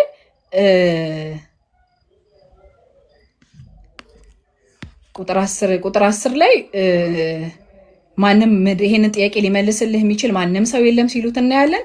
12 ላይ ንጉስ ተበሳጭቶ በባቢሎን ያሉ ጠቢባን ሁሉ እንዲገደሉ ዳንኤልና ጓደኞቹንም ጭምር ማለት ነው እንዲገደሉ አደረገ ማለት ነው። ከቁጥር 13 እስከ 16 ላይ የዳንኤልን ጥበብ የተሞላበትን ንግግር እናያለን ማለት ነው። ምን ይለዋል? አርዮክ የሚባል የንጉስ ዘበኛ መጥቶ ምን ሊያደርገው ነው የመጣው? ሊገለው ነው የመጣው። ዳንኤል ግን ምን አለው? በጥበብና በዘዴ ያነጋገረው ይላል። ይሄ ሊገለው አግሬሲቭ ሆኖ ሊገረው የመጣውን ሰውዬ በጥበብና በዘዴ ያነጋገረው የሚል የእግዚአብሔር ቃል አለ። በቃ ያለ አይደለ መልካም ምላስ ቁጣን ታበርዳለች እንደሚል የእግዚአብሔር ቃል ማለት ነው። ተናዶ የመጣን ሰው በጥበብና በዘዴ አናገረው። ከዛ በኋላ ጊዜ ሰጠው። በዚህም ላይ ደግሞ የእግዚአብሔርን ሞገስ እናያለን ማለት ነው። እንዴት እንደሰማው የሚገርም ነው። እና ጊዜ እንደሰጠው እናያለን። የእግዚአብሔር ሞገስ በሱ ላይ ሲሰራ እናያለን። ከዛ ልክ አሁን ለምሳሌ እኔ ጥያቄ ልጠይቃችሁ፣ ልትገደሉ ነው የሚልን ዜና የሆነ ሰው ይዞላችሁ መጣ። ከዛ ማለት የሆነ መፍትሄ ካልተገኘ ኔክስት ዴይ ሟች ናችሁ። ዋት ኢዝ ዘ ፈርስት ቲንግ ዩ ዱ? ምነው መጀመሪያ የምታደርጉት? ዳንኤል ቁጥር 17 ላይ በፍጥነት ወደ ጸሎት ነው የገባው።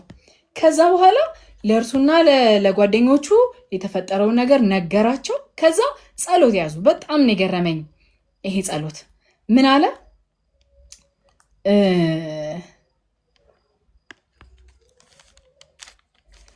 ለእርሱና ለጓደኞቹ የሞት ፍርድ ወጥቷል፣ ጠቢባን እንዲገደሉ ማለት ነው። እና ምን ብለው ነው የጸለዩት? የመጀመሪያው ጸሎታቸው የሰማይ አምላክ ምሕረት ያደርግላቸው ዘንድ በሰውና በእግዚአብሔር መካከል ሆነው የምልጃን ጸሎት ሲጸልዩ እናያለን። የንጉስን ህልም እንፍታ፣ እሱን ግለጥልን አይደለም የመጀመሪያ ጸሎታቸው። ሰው አይሙት ነው የመጀመሪያ ጸሎታቸው። መጽሐፍ ቅዱስ ሲጻፍ እያንዳንዱ ነገር በዓላማ ነው መጀመሪያና ቀጥሎ የሚጻፈው ብዬ አምናለሁኝ። እኔ እያንዳንዱ ነገር በዓላማ እንደሚጻፍ አምናለሁ። አሁን ህልሙ ስላልተፈታ ነው የሞት ትእዛዝ የወጣው በሁሉም ላይ። ስለዚህ ያንን ሲሰማ ዳንኤል ለጓደኞቹ ጸሎትን አውጇል፣ እንጸልይ ብሏል። ግን መጀመሪያ የጸለዩበት ነገር በጣም ነው የነካኝ በእውነት። የሰማይ አምላክ ምሕረት እንዲያደርግ ቁጥር 18 ላይ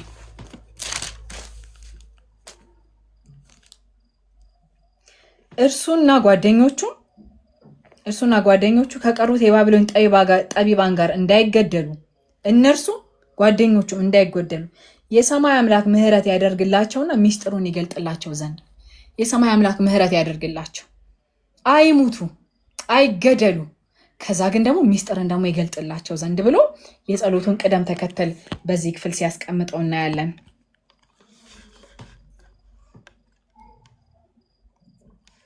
ስለዚህ የሆነ ያልጠበቅነው ኤክስፔክት ያላደረግነው ነገር ሲመጣ ምንድነው የምናደርገው? ምንድነው የምናደርገው? መሞትን የሞት አዋጅን መውጣት እኮ ዳንኤል አልሰሙም፣ አላወቁም። ስለዚህ ወደ ጸሎታችን እንሩጥ። የሆነ ነገር ሀፕን ሲያደርግ ቶሎ ብለን ጉግል ማድረግ ጓደኞቻችንን ከማማከር ባለፈ ቶሎ ብለን ወደ ጸሎታችን እንሂድ የሚለን ሀሳብ አይቻለሁ። ያልገባን ነገር እንቆቅልሽ የሆነብንን ነገር እግዚአብሔር ሚስጥርን እንዲገልጥልን እንጸልይ በእግዚአብሔር ፊት። ለምንን በቃ ሁሉ ነገር አንደርስታንድ እንድናደርግ አይጠበቅም፣ ግን ደግሞ የራሳችንን ትርጓሜ ይዘን ከምንቀጥል እግዚአብሔር ትርጉምን እንዲሰጠን እንጸልያለን ማለት ነው። ከዛ በኋላ ደግሞ እግዚአብሔር ሚስጥሩን ሲገልጥለት ጊዜ ወስዶ ደግሞ ሲያመሰግን እናያለን። ጊዜ ወስዶ የስ እግዚአብሔር ሚስጥርን ገለጠልኝ፣ በቃ ለንጉስ ሊድ ሰዎች እንዳይገደሉ ምናምን ብሎ ተሯሩጦ አይደለም የሄደው። እግዚአብሔርን አመሰገነ ጊዜ ወስዶ ማለት ነው። ይህ ጥበብና ኃይል የእርሱ ነው፣ የእግዚአብሔር ስም ከዘላለም እስከ ዘላለም ይመስገን ብሎ እግዚአብሔርን ሲያመሰግን በዚህ ክፍል ላይ እናገኛለን። እስከ ቁጥር 23 ድረስ እሱን ነው የምንመለከተው ማለት ነው። ከዛ ጊዜ ወስዶ እውነት ሆን ብሎ ይህንን ሲያደርግ እናያለን በዚህ ክፍል ላይ። ከዛ በኋላ የዳንኤልን ከ24 እስከ 26 ድረስ ከ24 እስከ 30 ያለው ክፍል ህልሙን ለመናገር ወደ ንጉስ የሄደበትን ክፍል ነው የምናየው። ልክ ቁጥር 30 ላይ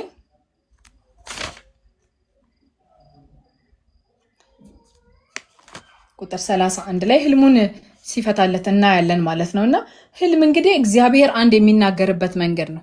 መጽሐፍ ቅዱሳችን ላይ 100 ወይም ከ100 በላይ የሚሆኑ ሰዎች እግዚአብሔር በህልም ተናግሯቸዋል። ናቡከደነጾርንም ጨምሮ ማለት ነው። ወደፊት ያለውን ነገር ሊያሳይ ሲፈልግ እግዚአብሔር ህልምን ይናገራል። ስለዚህ ከቁጥር 31 እስከ 35 ድረስ ያየውን ህልም ይነግረዋል። እንደዚህ ይለዋል፣ ንጉሥ ወይ በፊት ለፊትህ ግዙፍ የሆነ የሚያብረቀርቅና የሚያስፈራን ታላቅ ምስል ቆሞ አየ። የምስሉም ራስ ከንጹህ ወርቅ፣ ደረቱና ክንዱ ከብር፣ ሆዱና ጭኖቹ ከናስ የተሰሩ ነበሩ። ቅልጥሞቹም ከብረት፣ እግሮቹም በከፊል ከብረት በከፊል በሸክላ የተሰሩ ነበሩ። ይህንን መልእክት ላይ ሳለህ አንድ ድንጋይ የሰው እጅ ሳይነካው ተፈንቅሎ ወረደ። ከብረትና ከሸክላ የተሰሩትን ምስሎች እግር መታቸው፣ አደቀቃቸው። ወዲያውኑም ብረቱ፣ ሸክላው፣ ናሱ፣ ብሩና ወርቁ ተሰባበሩ። በበጋ ወራት በአውድማ ላይ እንደሚገኝ እብቅ ሆኑ። ንፋስም አንዳች ሳያስቀር ጠራረጋቸው። ምስሉን የመታው ድንጋይ ግን ታላቅ ተራራ ሆና ምድርን ሞላች ብሎ ህልምን ይነግረዋል። ይሄ ነው ህልሙ። ይሄን ህልም ነው ያየው ማለት ነው። ስለዚህ የዚህን ህልም ፍቺ ደግሞ ከቁጥር 37 ጀምሮ ይነግረዋል ማለት ነው። ንጉሥ ሆይ ይልና አንተ የነገስታት ንጉሥ ነህ። የሰማይ አምላክ መንግስትንና ስልጣንን ኃይልና ክብርህን ሰጥተዋል። የሰው ልጆች፣ የምድር አራዊትን፣ የሰማይ ወፎችንና በእጆች አሳልፎ ሰጥተዋል። ቤትም ቢሆን በሁሉም ላይ ገዢ አድርጎሃል። እንግዲህ የወርቁ ራስ አንተ ነህ ብሎ ይነግረዋል። ፍቺውን ማለት ነው። ብዙ ጊዜ መጽሐፍ ቅዱስ አዋቂዎች ምን ይላሉ? ይሄ ታሪክን የሚያጠኑ ሰዎች፣ በጣም ብዙ ታሪክን የሚያጠኑ ሰዎች በዚህ ህልም የተነሳ እውነትም እግዚአብሔር አለ የሚል ትንታኔ ላይ ደርሰው ጌታ ኢየሱስ ክርስቶስን እንደተቀበሉ ብዙ አንብቤያለሁኝ ለዚህ ክፍል ስዘጋጅ ማለት ነው። ምክንያቱም በትክክል ከባቢሎን ዘመን ጀምሮ እስከ አሁን ዘመን ያለውን የነገስታት ቅደም ተከተል ነው እየተናገረ ያለው በዚህ ክፍል ላይ ማለት ነው። በዚህ ክፍል ላይ እንደዛ ነው እየተናገረ ያለውና አንተ የነገስታት ንጉስ ነህ፣ የሰማይ አምላክ መንግስትና ኃይልን ክብርን ሰጥቶሃልና መንግስትን የሰጠህ እግዚአብሔር ነው። የሰማይ አምላክ ነው መንግስትን የሰጠህ። እሱ ባይሰጥህ ኖሮ አንተ መንግስት አይኖርህም ነበረ። እግዚአብሔር በነገስታት ላይ ሉዓላዊ እንደሆነ ይናገራል። ሮሜ ምዕራፍ 13 ቁጥር 1 ላይ ስልጣንን በሙሉ እግዚአብሔር እንደሚሰጥ እናያለን። ከዛ ምሳሌ 21 ቁጥር 1 ላይ ደግሞ የነገስታት ልብ በእግዚአብሔር እጅ ነው፣ እሱ ወደ ወደደም ደግሞ እንደሚያፈልሳቸው ይናገራልና እግዚአብሔር ያሻውን ይሾማል፣ ያሻውን ይሽራል። እግዚአብሔር ሉዓላዊ ነው የሚለን መልእክት ሰጥቶ ከዛ በኋላ ግን የባቢሎን መንግስት ያመለክታል። የመጀመሪያው እንዴት አይነት መሰላችሁ? እንደዚህ የቆመን አንድ ሰው ይመስላል እና ይሄ ራሱ ከወርቅ የተሰራን ነው። ወርቅ እንደምታውቁት ቅድም እንዳልኳችሁ ቫሊዩ ከባድ ነው። ጥራት አለው። እሱን ያሳያል። የወርቅ ጥራቱን ያሳያል። ለመጀመሪያ ጊዜ ዓለምን በአንድ እንደ አንድ የገዛው የባቢሎን መንግስት ነው። የባቢሎን መንግስት ነው ማለት ነውና ከ612 እስከ 539 ዓመት ድረስ ለ70 ዓመታት ዓለሙን አንድ አድርጎ የገዛ ነው የባቢሎን መንግስት ማለት ነው። ከዛ ሁለተኛ ላይ ወረድ ሲል ይሄ እንግዲህ የባቢሎን መንግስት አሁን ያለውን ገዢውን መንግስት ያሳያል። ቀጥሎ ግን የሚመጡት ከሱ በኋላ የሚገዙትን እስከ ዛሬዋ ከዛ እስከ 1000 ዓመት መንግስት ያለውን ጭምር ነው በዚህ ክፍል ላይ ትንቢትን የሚናገረው። ከዛ ሁለተኛው ላይ ቁጥር 39 ላይ እንደዚህ ይላል፣ ካንተ በኋላም ከአንተ የሚያንስ ሌላ መንግስት ይነሳል ይለዋል። ካንተ በኋላ ከአንተ የሚያንስ ሌላ መንግስት ይነሳል ይልና እንትኑም ደግሞ የታየው ምንድነው? ከወርቅ ስር ምንድነው የነበረው? ሲልቨር ነው የነበረው፣ ብር ነው የነበረው። ከዛ ይሄ ብር ሲልቨር ነው፣ ዋጋው ያንሳል፣ ቫሊዩ ያንሳል። ጥንካሬ ቢኖረው ግን ቫሊዩ የቀነሰ ነው። ወይንም ደግሞ በገዥነቱ እንደ ባቢሎን ብዙ ግዛት አልነበረው ማለት ነው። ግን ዓለሙን አንድ አድርጎ በኃያልነት ሲገዛ የነበረው የባቢሎን መንግስት ነው። ይሄ ደግሞ ምስሉ ላይ እንደገለጸው በህልሙ ላይ እንደተገለጸው ምን አይነት ነው? አንገቱ ወርቅ ነው ብያቸዋለሁ። ከዛ ደረቱና እጁ 2 እጅ አለው። ይሄ 2 እጅ ደግሞ ከብር የተሰራ ነው ይላልና ቀጥሎ የባቢሎንን መንግስት አሸንፎ የመጣው የፋርስ መንግስት ወይንም ደግሞ ፐርዥያን የሚባለው ማለት ነው። የፋርስ መንግስት 2 እጅ የነበረው ነው። 2 እጅ ለምን ነበረው ካልን ሲገዙ የነበሩት ሜዶና ፐርዥያን የሚባሉ 2 ኔሽንስ አንድ ላይ ሆነው ነበረ ሲገዙ የነበረው። ለዚህ ነው 2 ክንድ ያለው ማለት ነው። እና ይሄ ከመፈጠሩ በፊት እግዚአብሔር እንግዲህ በህልሙ ለናቡከደነጾር አሳይቶት ነው ማለት ነው።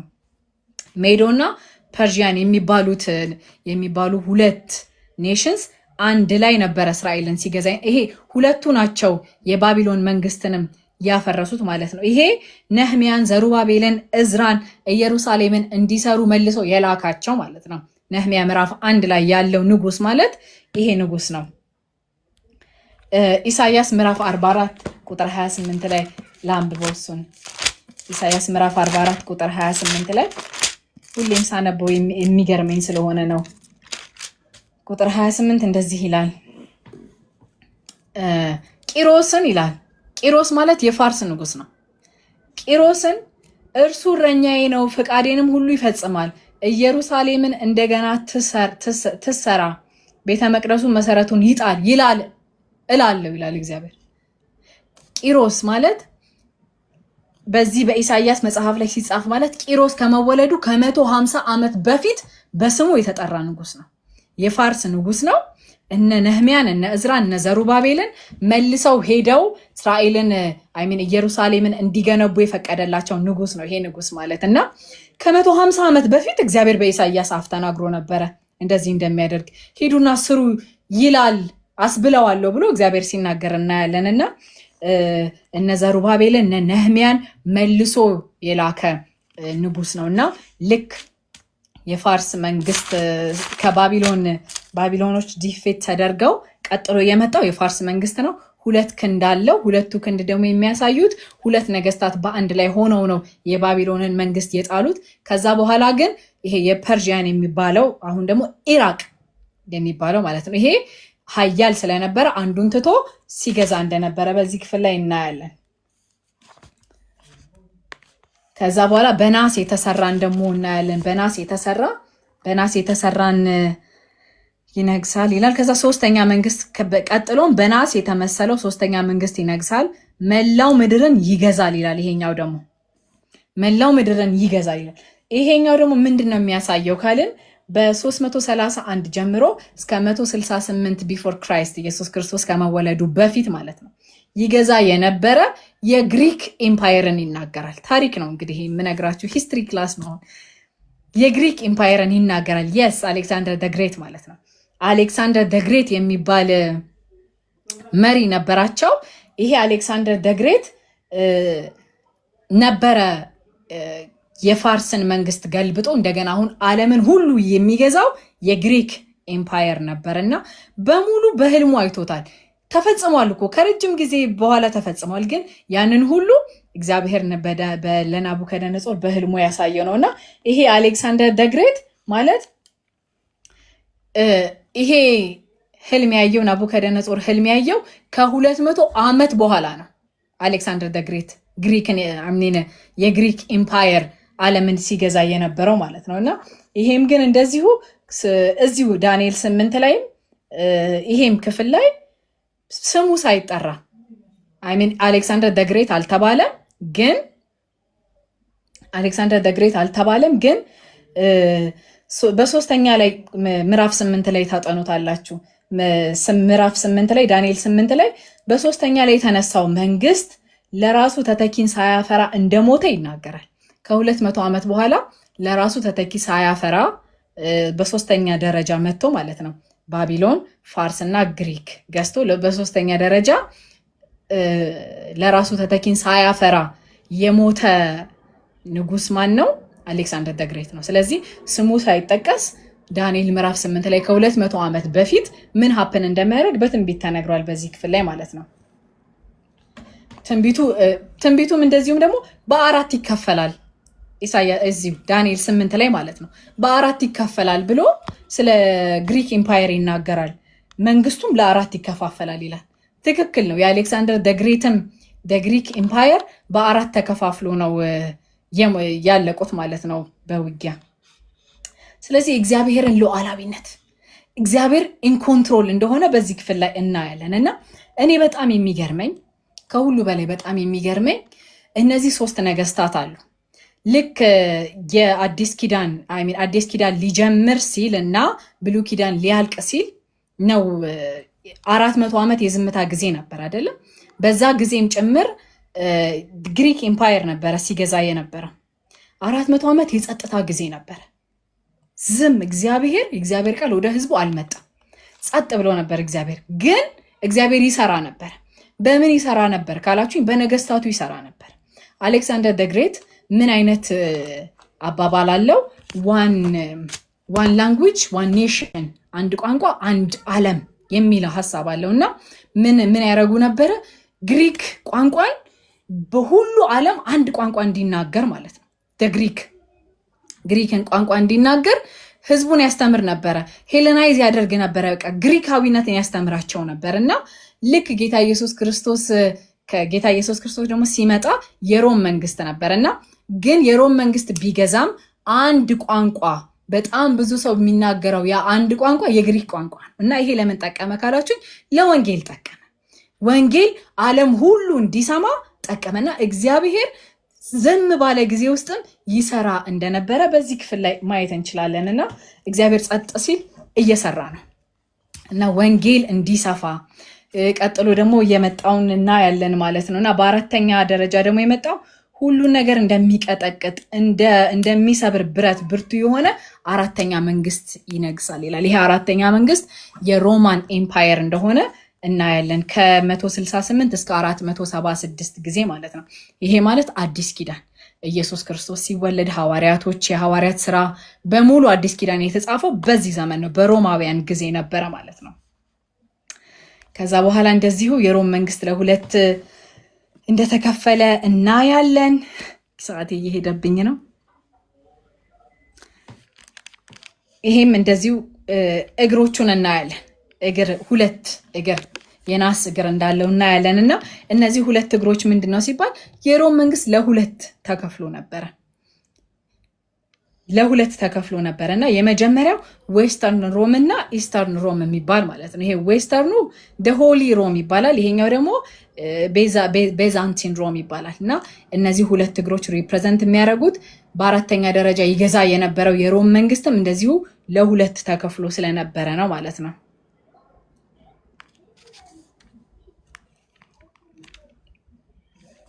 ከዛ በኋላ ያለው እንግዲህ ከ41 እስከ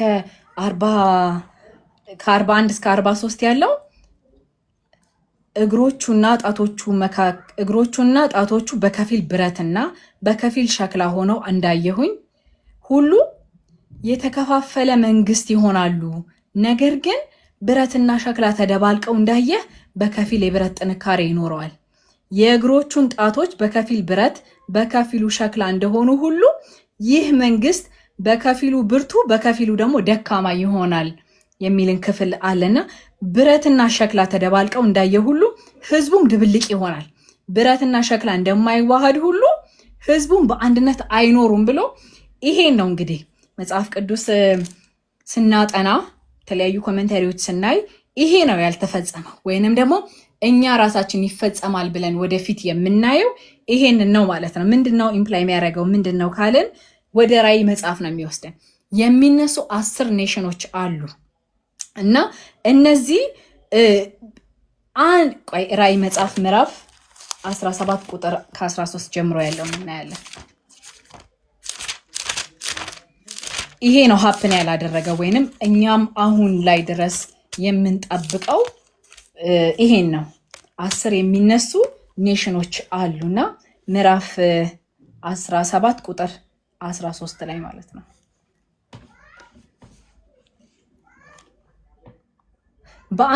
አንድ ሀሳብም አላቸው፣ ኃይላቸውም ስልጣናቸው ለአውሬው ይሰጣሉ ይላል። አንድ ሀሳብ አላቸው፣ ከዛ ደግሞ ስልጣናት ናቸው። እነዚህም ደግሞ ለአውሬው ይሰጣሉ ይላል። ከዛ በእነዚህ በጉን ይወጋሉ፣ በጉ ግን ድል ይነሳቸዋል። ምልክቱ እርሱ የጌቶች ጌታና የነገስታት ንጉስ ነው። ከእነርሱ ጋር ያለው የተጠሩ የተመረጡና የታመኑ አብረው ድል ያደርጋሉ። መልአኩም እንዲህ አለኝ፣ አመንዝሮቹ ተቀምጣችሁበት ያያችሁት ውሃዎች ወገኖቻችሁ ብዙ ሰዎች የእስራኤል ህዝቦችና ቋንቋዎች ናቸው ይላል እና የሆነ በዚህ በራእይ መጽሐፍ ላይ የሚነግረን በጉን የሚወጉ ከበጉ መካከል በጉን ሊወጉ አንታይ ክራይስት ይሁን የሆነ አውሬ ይሁን በመካከላቸው የሚነሳ ራእይ 17 ላይ ያለ ማለት ነው ድብልቅ ህዝቦች ይነሳሉ። እንዲያውም እንግሊዝኛው 10 ኔሽንስ ነው የሚለው 10 ህዝቦች ይነሳሉ ብሎ ትንቢትን ነው ማለት ነው በዚህ ክፍል ላይ የሚናገረው። ከዛ በኋላ ከቁጥር 44 እስከ 45 ስለ ኢየሱስ ክርስቶስ ይናገራል። ምን ይላል? ከ44 እስከ 45 ያለውን እንየው። ዳንኤል ምዕራፍ 2 ከ44 እስከ 45 በዚያም የነገስታት ዘመን የሰማይ አምላክ ፈጽሞ የማያፈርሰውና ሌላ ህዝብም የማይሰጥ መንግስት ይመሰርታል ይልና ይሄ ስለ ኢየሱስ ክርስቶስ ከመጣ በኋላ ስለሚመሰርታት ስለምትጸናዋ መንግስት ነው የሚናገረው። ይሄም ትንቢት ነው። ከዚያ መንግስታት ሁሉ ይደቃሉ፣ እስከ መጨረሻው ያጠፋቸዋል። ይህ መንግስት ራሱ ግን ለዘላለም ጸንቶ ይኖራል። የሰው እጅ ሳይነካው ከተራራ ፈንቅሎ የወረደና ብረቱን፣ ናሱን፣ ሸክላውን፣ ብሩን፣ ወርቁን ያደቀቀ ድንጋይ ራእዩ ይህ ነው ይለዋልና ይሄ ሁሉን ያደቀቀው ድንጋይ ምንድን ነው ካልን ኢየሱስ ክርስቶስን ነው የሚያሳየው። የኢየሱስ ክርስቶስን መንግስት ያሳያል። እነዚህ ከላይ የተጠቀሱ መንግስቶች አሉ። የወርቅ አይተናል፣ የብር አይተናል፣ የናስ አይተናል፣ የሸክላ አይተናል፣ የብረት አይተናል። ግን ከሰማይ የሚመጣ አንድ ድንጋይ አለ። ሁሉን ያደቃል፣ ለዘላለም ይጸናል፣ የዘላለም መንግስቱን ይመሰርታል ብሎ የእግዚአብሔር የኢየሱስ ክርስቶስን ስለ ኢየሱስ ክርስቶስ በዚህ ክፍል ላይ ይናገራል ማለት ነውና መንግስታት ይመጣሉ፣ ይሄዳሉ። ለዘላለም የሚጸና ግን የክርስቶስ ኢየሱስ ዙፋን አለ። የማይነቃነቅ እውነት፣ የማይነቃነቅ ዛሬ አንድ የምስራች ነግራቸዋለሁ። ኢየሱስ ይመጣል። ገዢያችን ይመጣል። አስተዳዳሪያችን ይመጣል። የምንናፍቀው ጌታ ይመጣል። ዙፋኑን በምድር ላይ ይዘረጋል። የሺህ ዓመት መንግስቱን በምድር ላይ ይዘረጋል። አብረነው እንነግሳለን። ይመጣል። የናፈቁንን እናያለን። የምንወደውን ጌታ እናገኘዋለን። ኢየሱስ ይመጣል። ዙፋኑን ሊዘረጋ በምድር ይመጣል። ይሄ ድንጋይ የተባለ ሁሉን የሚያደቀው ኢየሱስ ይመጣል። ምዕራፍ 3 ቶሎ ነው የምጨርሰው። ምዕራፍ 3 ላይ እንግዲህ የሰለጠኑት እነሱ ባቢሎናውያን እንዲሆኑ ነው። ቅድም እንደነገርኳችሁ ባቢሎናውያን እንዲሆኑ ተሰልጥነዋል። ከነሱ ኤክስፔክት የሚደረግ ነገር አለ። አሁን በምዕራፍ 3 እና በምዕራፍ 2 መካከል ታሪክ አዋቂዎች እንደሚናገሩት የ15 ዓመት ልዩነት አለ ይላሉ። እና ከ15 ዓመት በኋላ በእነዚህ 3 ሰዎች በእነዚህ 4 ሰዎች በዳንኤልና በጓደኞቹ ሞር የሚጣበቀው ባቢሎናውያን መሆን ነው። ለምን ሲባል ከጊዜ የተነሳ ከትምህርታቸው የተነሳ ሰዎች እንደሚለወጡት ሁሉ ከጊዜ የተነሳ እነሱ ባቢሎናውያን መሆን ኤክስፔክት ይደረግባቸዋል። እና ምዕራፍ 2 ቁጥር 7 ላይ እንግዲህ ከዛ በኋላ ምዕራፍ 2 መጨረሻ ላይ ለዚህ ለመጣው የህልም ትርጓሜ ናቡከደነጾር የሰጠውን ምላሽ እናያለን። ስለቸኮልኩ ነው ያለፍኩትና ምላሽ ሰጠ። በግንባሩ ተደፍቶ ሰገደ፣ አከበረው ይላል። በቃ እውነትም ይህንን ሚስጥር ሊገልጥልህ የቻለው በእውነት አምላካችሁ እግዚአብሔር የአማልክት አምላክ ነው፣ የነገስታት ጌታ ነው፣ ሚስጥርን ገላጭ ነው ብሎ ክብርን ሲሰጥ እናያለን ናቡከደነጾር። ልክ ምዕራፍ 3 ላይ ግን ከ15 ዓመት በኋላ ይህንን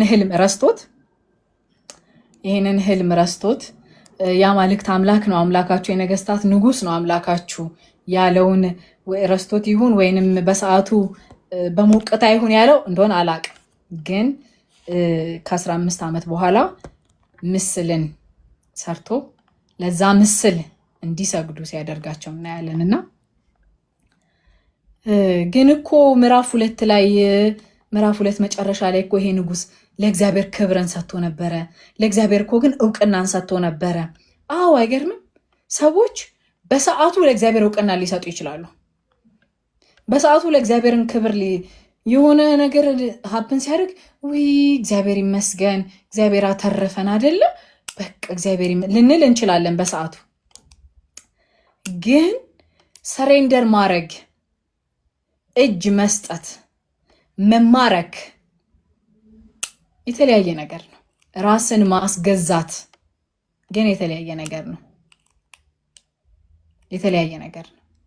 በሰዓቱ እኮ ተደንቋል።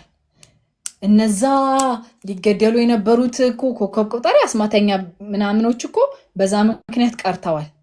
አይቷል። እሱን ለማንም ያልተናገረውን ህልም እኮ እግዚአብሔር ከነፍቺው ገልጦለታል። አይቷል፣ ተደንቋል። የአማልክት አምላክ የነገስታት ንጉስ እውነትም ሚስጥርን ገላጭ እግዚአብሔር ያለው በሰማይ ነው ብሎ መስክሯል። ግን ተናገረው እንጂ አላመነው ማለት ነውና በአንደበታችን ማክበር ሳይሆን በአንደበታችን ማውራት ወይንም እግዚአብሔርን ደጋግሞ ማክበር ያለንን የልብ አቋም አያሳይም። እምነት በምንድን ነው የሚታየው? በስራ ነው የሚታየው፣ በድርጊት ነው የሚገለጠው። ያመነውን እምነት በኑሯችን ነው የምንገልጠው። ያዕቆብ እንደሚል ሙት ነው ይላል አይደለም? በስራ ያልተገለጠ እምነት ሙት ነው ይላል። አሁን እኮ ለመስራት አይደለም ለመጽደቅ ሳይሆን ግን ስለ ጸደቅን በስራችን ሊገለጥ ያስፈልጋል። አሁን ይሄ ሰው ተናግሯል፣ ግን በልቡ አላመነውም። ስለዚህ በዚህ ጊዜ ዳንኤል እና ጓደኞቹ 30 ዓመት አካባቢ ሊሆኑ እንደሚችሉ ይገመታል። በ590 ቢፎር ክራይስት አካባቢ ነው። ናቡከደነጾር ምስልን አቆመ። ከዛ በኋላ ድግስ ደገሰ፣ ምርቃት፣ ምስሉን ሊያስመርቅ ማለት ነው። ይሄ ምስል አንድም ምናልባት የራሱ ምስል ሊሆን ይችላል። ሁለተኛ የሚያመልከው በዓልን ያመልካል፣ የበዓል ምስል ሊሆን ይችላል። አሊያም ደግሞ ይሄ በህልሙ ያየውን ምስል ሊሆን ይችላል የቀረጸው ተብሎ ይታሰባል። የትኛው እንደሆነ አይታወቅም። ከዛ ከቁጥር 4 እስከ 7 ተጠሩ ሰዎች። እኔ እንደዚሁ ባይምሮ ስስለው ሰዎች ተጠሩ ለዚህ ምስል ድግስ ተብሎ ሰዎች በጣም ብዙ መኳንንቶች፣ አለቆች፣ ጃንደረቦች በሙሉ ጠቢባን ተጠሩ። ከዛ ያዛቸዋል። ምንድን ነው ያዛቸው? ከፍ ባለ ድምፅ ህዝቦች ወይ መንግስታት፣ ልዩ ልዩ ቋንቋ የምትናገሩ ሰዎች ሁሉ እንድታደርጉ የታዘዛችሁት ይህ ነው ይላል። ብዙ ሰዎች አይታዩአችሁም? በዚህ ውስጥ በጣም ብዙ ሰዎች፣ ህዝቦች ሆይ፣ መንግስታት፣ ልዩ ልዩ ቋንቋዎችን የምትናገሩ ሰዎች ሆይ ምናምን። በጣም ትልቅ ክራውድ ነው ማስበው እኔ ትልቅ ክራውድ ነውና ይህንን ስሙ ይልና የመለከት፣ የእምቢልታን፣ የመሰንቆን፣ የክራርን፣ የበገናን፣ የዋሽንትን እንዲሁም የዘፈንን ድምፅ ስትሰሙ ናቡከደነጾር ላቆመው ምስል ተደፍታችሁ መስገድ አለባችሁ። ትእዛዝ ነው ይሄ፣ ከንጉስ የወጣ ትእዛዝ ነው። ተደፍቶም የማይሰግድ ማንም ቢኖር ወዲያው ወደሚንበለበለው የእሳት እቶን ውስጥ ይጣላል። ትእዛዝ ተሰጠ ማለት ነው። ከዛ በኋላ የመለከትም፣ የእምቢልታም፣ የመሰንቆ፣ የክራር፣ የበገና፣ የዋሽንትም፣ የዘፈን ድምፅ ሁሉ በሰሙ ጊዜ ወዲያው ህዝቡ፣ መንግስታት፣ አምናላችሁ ይሄንን? መንግስታት፣ ልዩ ልዩ ቋንቋ የሚናገሩ ሰዎች በጣም ብዙ ነው የሚሆኑት። ንጉስ ናቡከደነጾር ላቆመው ምስል ዥው ብለው ነው የሚሰግዱት። ባንዴ ማለት ነው። ልክ ሲሰሙ ዥው ብለው ይሰግዳሉ። በዚህ ሰዓት ከባዱ አለመስገድ አይመስላችሁ? መገፋፋትስ አይኖርም? እንዴት ብለው ነው ቀጥ ብለው የቆሙት? እንዴት ቻሉበት? ዓለም ይሰግድልሃል እኔ ግን አልሰግድም ብለው በጣም ከባዱ መቆም ነው። በዚህ ሁሉ ሰው ፊት ይሄ ሁሉ ሰው ሲሰግድ በቃ እኮ ተገፍትሮም እኮ ተደናቅፎ መውደቅም እኮ አለ። ጎንበስ ሲሉ ገፉኝና ወደኩኝም እኮ ማለት ይቻላል።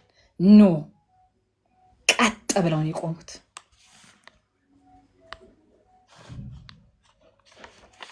ቀጥ ብለው ነው የቆሙት።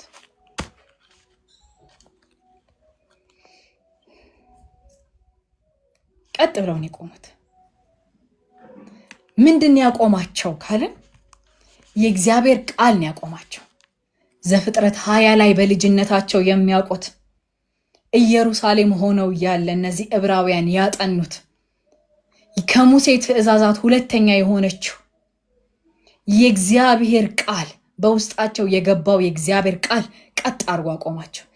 በሰማይ በላይ በሰማይ በታች በምድር ካለው ወይንም በውሃ ውስጥ ከሚኖሩ ነገሮች በማናቸው ምስል ወይንም ደግሞ በራስ ምስል ጣዖት አታበጅ፣ አትስገዱላቸው፣ አታምልኳቸው የሚለው የእግዚአብሔር ቃል ቀጥ አድርጎ አቆማቸው። ስገዱ አሁን ያሉበት የንጉሳቸው አሁን የሚያስተዳድራቸው የንጉሳቸው ትእዛዝ ነው። ግን ደግሞ የጌቶች ጌታ የነገስታት ንጉስ የሆነው እግዚአብሔር ደግሞ ለጣዖት አትስገዱ ብሏል። ስለዚህ እነዚህ ሰዎች መታዘዝ ያለባቸው ለማን ነው? ለእግዚአብሔር። ንጉሳቸውን ንቀውት ነው? ጠልተውት ነው? አይደለም፣ ይታዘዙታል። ግን በምድራዊ ንጉሳቸው የሚያዛቸው ከእግዚአብሔር ጋር ተቃራኒ ከሆነ ግን መጀመሪያ መታዘዝ ያለብን ለእግዚአብሔር ቃል ነው። በሀገራችን ነገስታት የሚመሩን መሪዎች አሉ፣ እግዚአብሔርን ያስቀመጣቸው እናምናለን እንደ ክርስቲያን። ግን እነዚህ መሪዎች ነገ ብድግ አድርገው ለጣዖት ስገዱ ቢለን እንደ እግዚአብሔር ቃል ስላልሆነ አንሰግድም፣ አንታዘዝም ማለት ነው። እንዴ እንታዘዛለን፣ አንገዛም፣ እንገዛለን። ግን ከነሱ በላይ አለቃ አለ፣ ከነሱ በላይ ጌታ አለ፣ ከነሱ በላይ ገዢ አለ። አስቀድመን ለነሱ ልንገዛ ያስፈልገናል። በስራ ቦታችን ላይ ብንሆን አለቆቻችን ሰሚት የማድረግ የመታዘዝ ግዴታ አለብን። ግን አለቃዬ እንደ እግዚአብሔር ቃል ያልሆነ ነገር ገለሽ ፈልቅቀሽ ሰርቀሽ አምጪ ቢለኝ ለሱ ታዘዛለሁ እንዴ? አልታዘዝም። ለምን ሲባል እንደ እግዚአብሔር ቃል አይደለም ያዘዘኝ። አልታዘዘውም ነው? ታዘዘዋለሁ በመገዛት ልብ ሆኜ። ግን አልቲሜትሊ የምታዘዘው እግዚአብሔርን ነው። በመገዛትና በመታዘዝ መካከል ያለው ልዩነት ከዚህ በፊት ተነጋግረናል። መገዛት ማለት እሺ እሺ እሺ ማለት ሳይሆን የልብ ፖስቸር ነው። የልብ አቋም ነው። እኔ ለባለቤቴ እገዛለሁ፣ እሱ የኔ ራስ ነው አምናለሁኝ። ግን እንደ እግዚአብሔር ቃል ያልሆነ ነገርን እኔን ሲያዘኝ በመገዛት ልብ ሆኜ አለመታዘዘኝ እነግረዋለሁ። አለቃዬ በእኔ ላይ ኦቶሪቲ አለው እግዚአብሔር የሰጠው። እንደ እግዚአብሔር ቃል ያልሆነ ነገር ሲያዘኝ ግን በመገዛት ልብ ሆኜ እንደማልታዘዝ እነግረዋለሁ። እንደዛ ነው ያደረጉት በዚህ ክፍል ላይ። ስለዚህ ይሄ ንጉስ የእግዚአብሔርን ሕግ ተላልፏል። ዘጸአት ላይ እንደምታስታውሱት ከፈርዖን ቤት የወጣ ሕግ አለ። በግብጽ የሚወለዱ ወንድ ልጆች በሙሉ ይገደሉ ይላል። ግን አዋላጆቹ እግዚአብሔርን ይፈሩ ስለነበረ እንደዛ አያደርጉም። ስላልታዘዙት ነው። እንዴ ታዘው ነው እኮ ሳሚት አያደርጉም፣ ያደርጋሉ። ግን ከነሱ ከንጉሱ በላይ የሚገዙለት እግዚአብሔርን ስለሚፈሩ ግን አያደርጉም ነበር። ሐዋርያት ሥራ ምዕራፍ 5 ላይ ጴጥሮስና ዮሐንስ በመንገድ ላይ ሲሰብኩ አትስበኩ ተብለው እንትን አሉ፣ ተከሰሱ። እኛ እናንተን እንታዘዝ ወይንስ እግዚአብሔርን እንታዘዝ? ከቁጥር 8 እስከ 12 ድረስ ስላልሰገዱ መከሰሳቸውን እናያለን። ህልሙን መፍታት ስላልቻሉ እነዛ አስማተኞችና ኮከብ ቆጣሪዎች አሁን ደግሞ አኪውስ ያደረጓቸው እናያለን በዚህ ክፍል ላይ።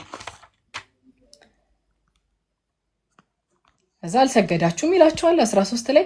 እውነት ነው አማልክቴን አላመለካችሁ ብሎ ይጠይቃቸዋል። እውነት ነው አላመለካችሁ ይልና ሰከንድ ቻንስ ይሰጣቸዋል። እሺ አሁንም ቢሆን እድል አለ፣ በቃ ለመስገድ ዝግጁ ከሆናችሁ መልካም ብሎ ይነግራቸዋል። ከዛ ቁጥር 16 ላይ በጣም ደስ ይለኛል። ናቡከደነጾር ሆይ ይሉታል።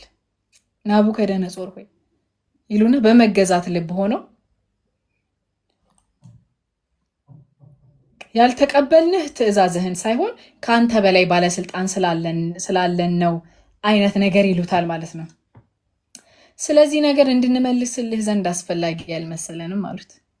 በዚህ ጉዳይ ላይ አዲሱ መደበኛ እንደዚህ ላይ በዚህ ጉዳይ ላይ ስለ ራሳችን መልስ መስጠት አያስፈልገንም።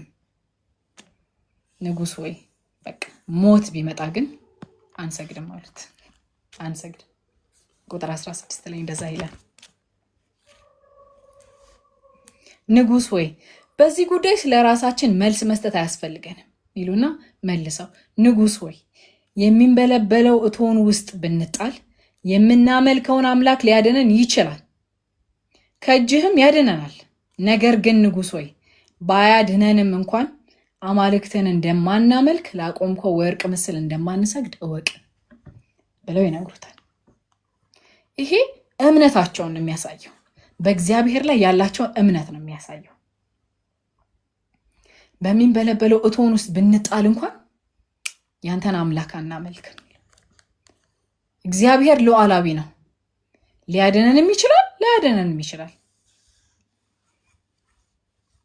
የምናምነው ወዳጆች የምናምነው የእግዚአብሔርን አቅም ነው፣ አቢሊቲውን ነው አይደለም የምናምነው፣ እኛ የፈለግነውን ነገር አይደለም። መጽሐፍ ቅዱሳችን ፊልጵስዩስ 4:6 ላይ በጸሎታችን በጣም ስፔሲፊክ እንድንሆን ይናገራል። ያዕቆብ 1:6 ላይ ደግሞ በእምነት ሳንጠራጠር እንደተቀበልን አድርገን እንድናምን ይናገራል። ይሄ ሁሉ ሆኖ ግን ውጤቱ እኛ እንደፈለግነው ሳይሆን ሲቀር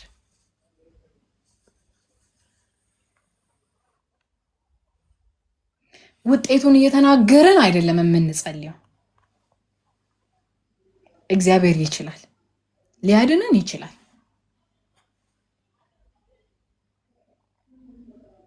ሊያድነን ይችላል። የምንታመነው የእግዚአብሔር አቅም ላይ ነው።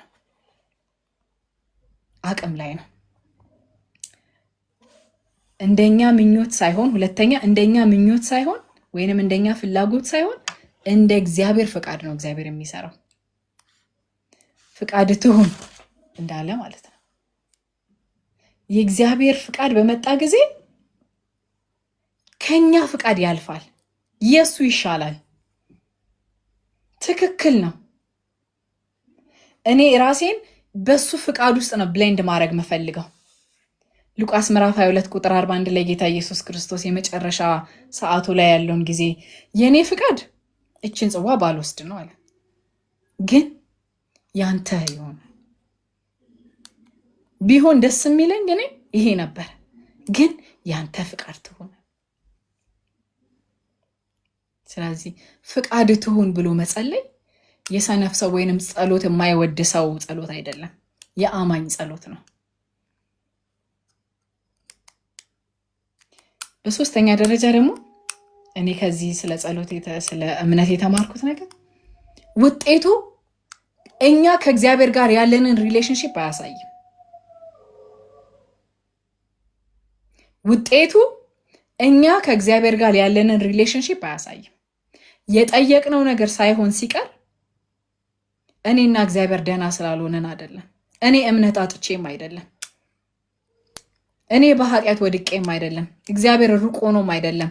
ስላልሰማኝም አይደለም። ጠልቶኝም አይደለም።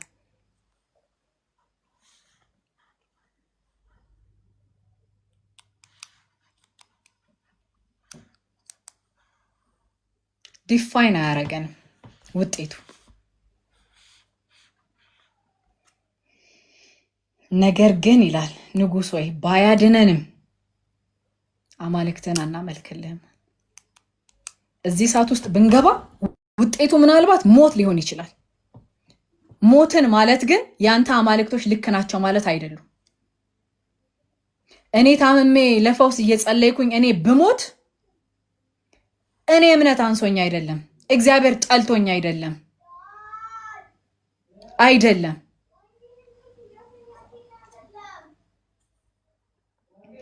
እግዚአብሔር ላይ ያለኝ እምነት ትንሽ ሆኖም አይደለም። እኛ እንደምንፈልገው ሳይሆን ሲቀር እኔ በጣም በዚህ ነገር ባይተው ደስ አይለኝም። አልፌበታለሁ፣ ስላለፍኩበት ነው የምነግራችሁ። የሆነ ነገር ሀፕን ሲያደርግ እኔ ላይ እኔ ሰነፎኝ አይደለም፣ እኔ እምነት አንሶኝ አይደለም፣ እኔ ኮንፌስ ማድረግ አቅቶኝ አይደለም፣ እኔ እነሱ እንደሚያዩት ሩቅ ማየት አቅቶኝ አይደለም። ውጤቱ ከእግዚአብሔር ጋር ያለኝን ሪሌሽንሺፕ ዲፋይን አያደርግ። ቢያድነኝም ባያድነኝም፣ ቢባርከኝም ባይባርከኝም፣ ብወልድም ባልወልድም፣ ባገባም ባላገባም፣ ሀብታም በሆንም ባልሆንም እግዚአብሔር ነው። እግዚአብሔር ነው።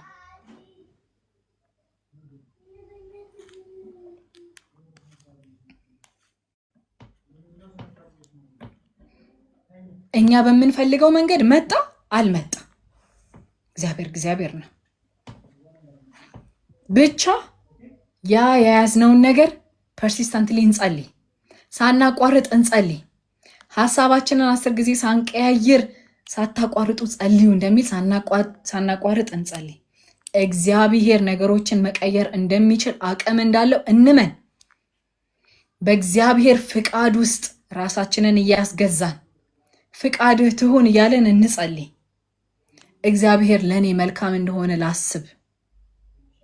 በዚህ ማይንድ ሴት ላይ ሆኜ ውጤቱ ምንም ይሁን መጨረሻ ላይ እኔ ያሰብኩት ነገር ባይሆን እምነት ስለጎደለኝ አይደለም፣ እግዚአብሔር ጠልቶኝ አይደለም፣ እግዚአብሔር ረስቶኝ አይደለም፣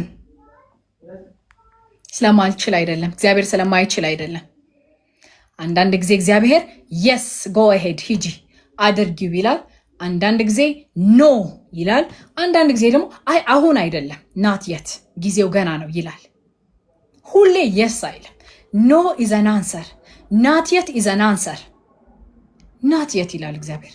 አሁን አይደለም ጊዜው ጠብቂ ይላል። መልስ ነው።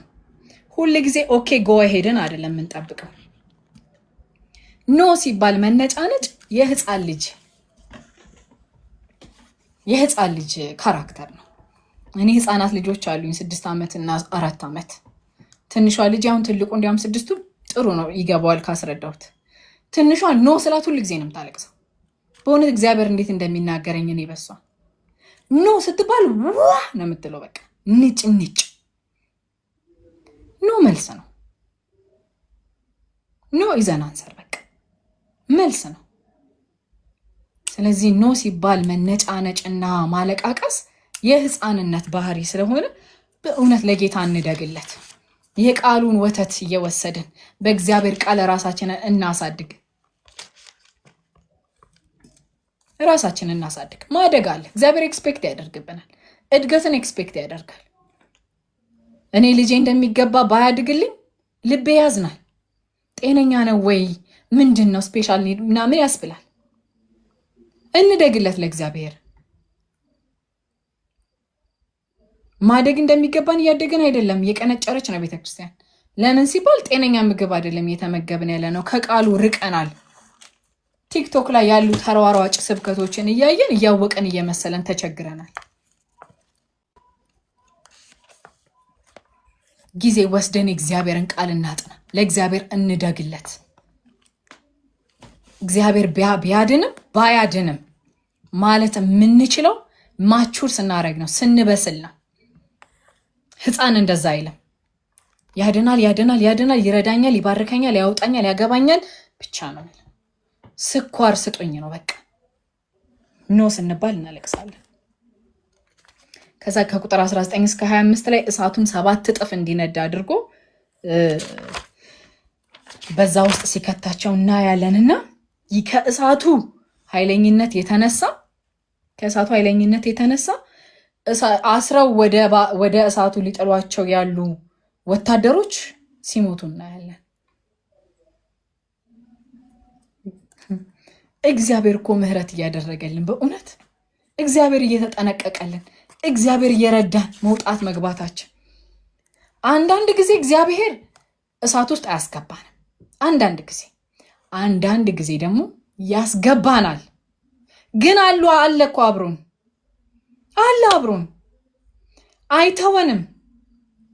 አይተወንም፣ አብሮን ይገባል።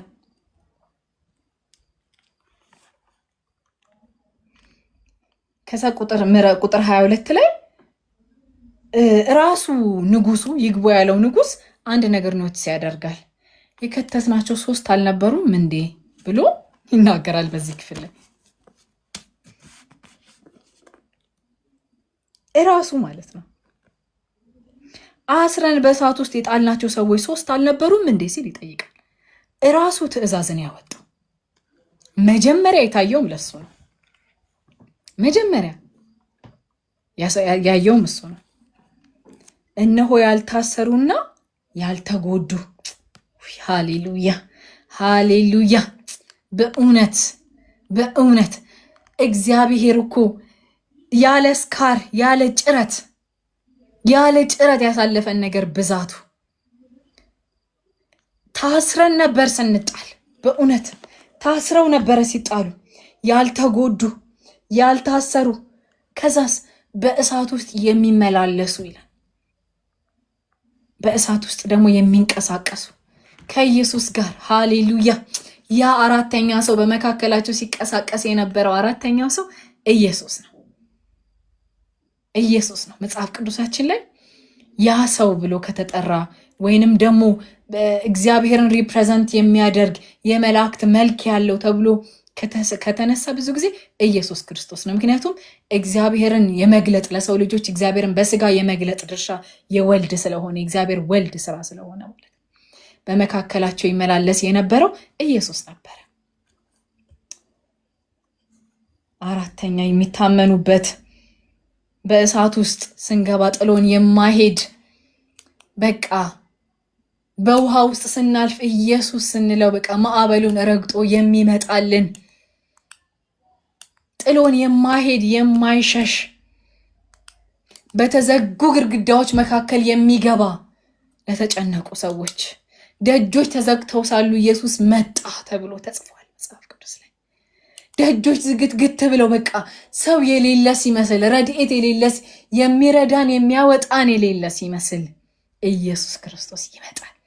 ኢየሱስ ስልህ ውድዬ ስልህ ቅናልኝ ስልህ ማዕበሉን ረግጠህ ትመጣልኛለህ ያለች በቃ ሊሊ እንደዘመረችው በእሳት ውስጥ ባለፍን ጊዜ ጥሎን የማይሄድ እሳት ውስጥ እግዚአብሔር አንዳንዴ እሳት ውስጥ አያስገባንም፣ ግን ደግሞ ባስገባን ሰዓት ደግሞ ብቻችንን ጥሎን አይሄድም።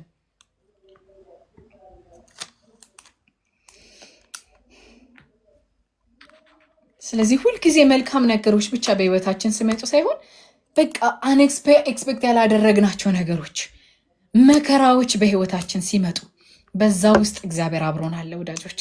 ጥሎን አይሄድም። እግዚአብሔር በምናልፍበት በእያንዳንዱ መከራ ውስጥ ጥሎን አይሄድም። ለዘላለም ከኛ ጋር የሚሆን መንፈስ ቅዱስ ከኛ ጋር ስላለ በእውነት አሁን በዚህ ጊዜ ባለ 50ን በምናስብበት ጊዜ መንፈስ ቅዱስ የወረደበትን ሲዝን በምናስብበት ጊዜ በቃ አብሮን የሚሆን ከኛ ጋር በመከራ ውስጥ ብንሆን በምንም በምናልፍበት ነገር ውስጥ በሙሉ አብሮን የሚሆን መንፈስ ቅዱስ አለ።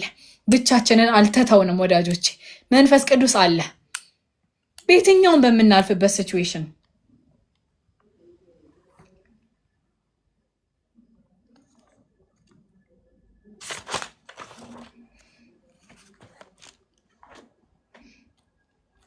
ከእነሱ እሳት ውስጥ ገብተው ከመግባታቸው የተነሳ ምን አለ ናቡከደነጾር? በቃ ኑ አላቸው። ስማቸውን ጠራ። ፎር ሳም ሪዝን በዚህ እሳት ውስጥ ዳንኤል አልነበረም። ይኖ አይደል? ዳንኤል አልነበረም። ሲድራቅ ሚሳቅና አብድናጎ ሶስቱ ናቸው የነበሩት። ጠራቸውና ኑ ወደዚህ ውጡ አላቸው። ከዛ በኋላ እነሱም ወጡ። እሳቱም ሰውነታቸውን አልጎዳቸውም። የራሳቸውንም ጠጉር እንኳን አንዲት አላቃጠለም። መጎናጸፊያቸው አልተለወጠም። የእሳት ሽታ በእነሱ ላይ አልነበረም። የነበርንበት ቦታ እኮ የነበርንበትን እኛ እንኳን ኪችን ውስጥ ስናቅሏላ ሽንኩርት ብለን እንወጣለን። እነሱ የነበሩት ከኢየሱስ ጋር ነው። ሲመላለሱ ነበር፣ ፌሎሺፕ ሲያረጉ ነበረ። እሳት ውስጥ አይደለም የነበሩት። ከዚህ የተነሳ የእሳት ሽታ አልነበረባቸው። እሳት አይሸቱም፣ ጭስጭስ አይሸቱም ነበር። መጎናጸፊያቸው የራስ ፀጉራቸው አንድ አልተነካም ነበር። ወዳጆቼ ባለፍንበት መከራ ውስጥ ስናልፍ ኖርማል ሆነን ሜንታሊ ኖርማል ሆነን የወጣ ነው እግዚአብሔር ረድቶን ነው። ያለ ጠባሳ ያለ ስካር የወጣ ነው እግዚአብሔር ረድቶን ነው ወዳጆቼ፣ እንጂ በጣም ብዙ ጠባሳ፣ የስሜት ጠባሳ፣ የፊዚካሊ ጠባሳ እናስተናግድ ነበር። እግዚአብሔር ስለረዳን ከነበርንበት ቦታ ያወጣን እግዚአብሔር ነው። ከነበርንበት ሁኔታ ምንጭቅ አድርጎ ያወጣን እግዚአብሔር ነው። የፈወሰን እግዚአብሔር ነው። ያለ ጠባሳ ያለ ምልክት የፈወሰን እግዚአብሔር ነው ወዳጆች። አብሮን ስለነበረ በዛ ውስጥ ከዛ ነገር ስንወጣ እኮ ጭስጭስ አይደለም የሸተት ነው። ከእግዚአብሔር ጋር በርትተን የወጣ ነው። እግዚአብሔርን አውቀነውን የወጣ ነው። እግዚአብሔርን ወደነውን የወጣ ነው። ለምን? የመጣብን መከራ ከእግዚአብሔር ጋር አስተሳስሮን ነው እንጂ እኛን አጥፍቶን አይሄድም። መከራ ሁሉ ሊያጠፋን አይደለም ወዳጆቼ፣ ከእግዚአብሔር ጋር ሊያጣብቀን። ከኢየሱስ ጋር በእሳት ውስጥ ሆነው ከኢየሱስ ጋር ይንቀሳቀሱ ነበረ። ስራታቸውን ፈቶላቸው እሳት ውስጥ ሲገቡ ታስረው ነበረ። ስራታቸውን ፈቶላቸው ከእነርሱ ጋር ሲንቀሳቀስ ይላወስ ነበረ እሳት ውስጥ። ኢየሱስን አወቁት። ከኢየሱስ ጋር ፌሎሺፕ አደረጉ። ከዚህ የተነሳ አንዳች ጠባሳ አልነበረባቸው። ሰውነታቸውም አልተጎዳም። ከዚህ የተነሳ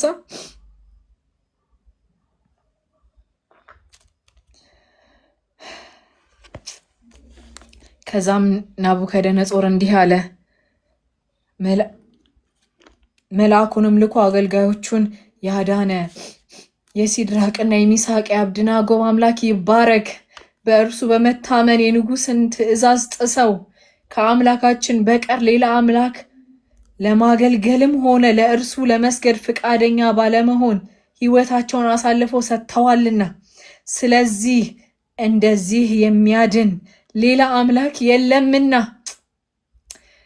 በእውነት በህይወታችን ይሄ ይታይልን። ሰዎች ይሄንን ዊትነስ ያድርጉ ከኛ ህይወት። እግዚአብሔር ሲረዳት አይተናልና። ትሞት ነበረ፣ የሚገባት ሞት ነበረ፣ ግን እግዚአብሔር ሲረዳት አይተናልና። እምቢ ብላ ከእግዚአብሔር ጋር እቆማለሁ ብላ፣ ይሄ ይሁን የኛ ምስክርነት በኢየሱስ ስም። ከእርሱ በቀር ሌላ ላለመስገድ ፍቃደኛ በመሆናቸው ሕይወታቸውን አሳልፈው ሰጥተዋልና ስለዚህ እንደዚህ የሚያድን ሌላ አምላክ የለምና ሲድራቅ ሚሳቅ አብደናጎ በአብደናጎ አምላክ ላይ ማንኛውም ቃል የሚናገር ሕዝብ ሁሉ ልዩ ልዩ ቋንቋ የሚናገር ሁሉ ይቆራረጣል፣ ቤቶቻቸውን ፍርስራሽና ክምር ይሆናሉ ብዬ አዝዣለሁ። ከዚያም ንጉሥ ሲድራቅ ሚሳቅና አብደናጎን በባቢሎን አውራጃ ላይ ሾማቸው ይላል። እግዚአብሔር ሆይ በኢየሱስ ክርስቶስ ስም እርዳን። የመጣብን መከራ ሁሉ ሊያጠፋን ሳይሆን እግዚአብሔር ሆይ ካንተ ጋር ሊያጣብቀን አንተ እንዳለህን ካንተ ጋር ፌሎሺፕ እንድናደርግ ጌታ ሆይ ክሬዚ የሚሆኑ የሚመስሉ ውሳኔዎችን ካንተ ጋር ሆነን ወስነን አልፈን ተፈውሰን ቆመናል። እግዚአብሔር ሆይ ከዚህ የተነሳ ሰዎች ደግሞ አይተው ወደ ጌታ እንዲመጡ ሕይወታችን እንዲመሰክርላቸው በኢየሱስ ክርስቶስ ስም እጸልያለሁ። ጌታ ሆይ ተባረክ። ስለ ዛሬ ቀን ተባረክ። ስላስተማርከን ክብር ላንተ ይሁን። እግዚአብሔር ይመስገን። ተባረኩ ቅዱሳን።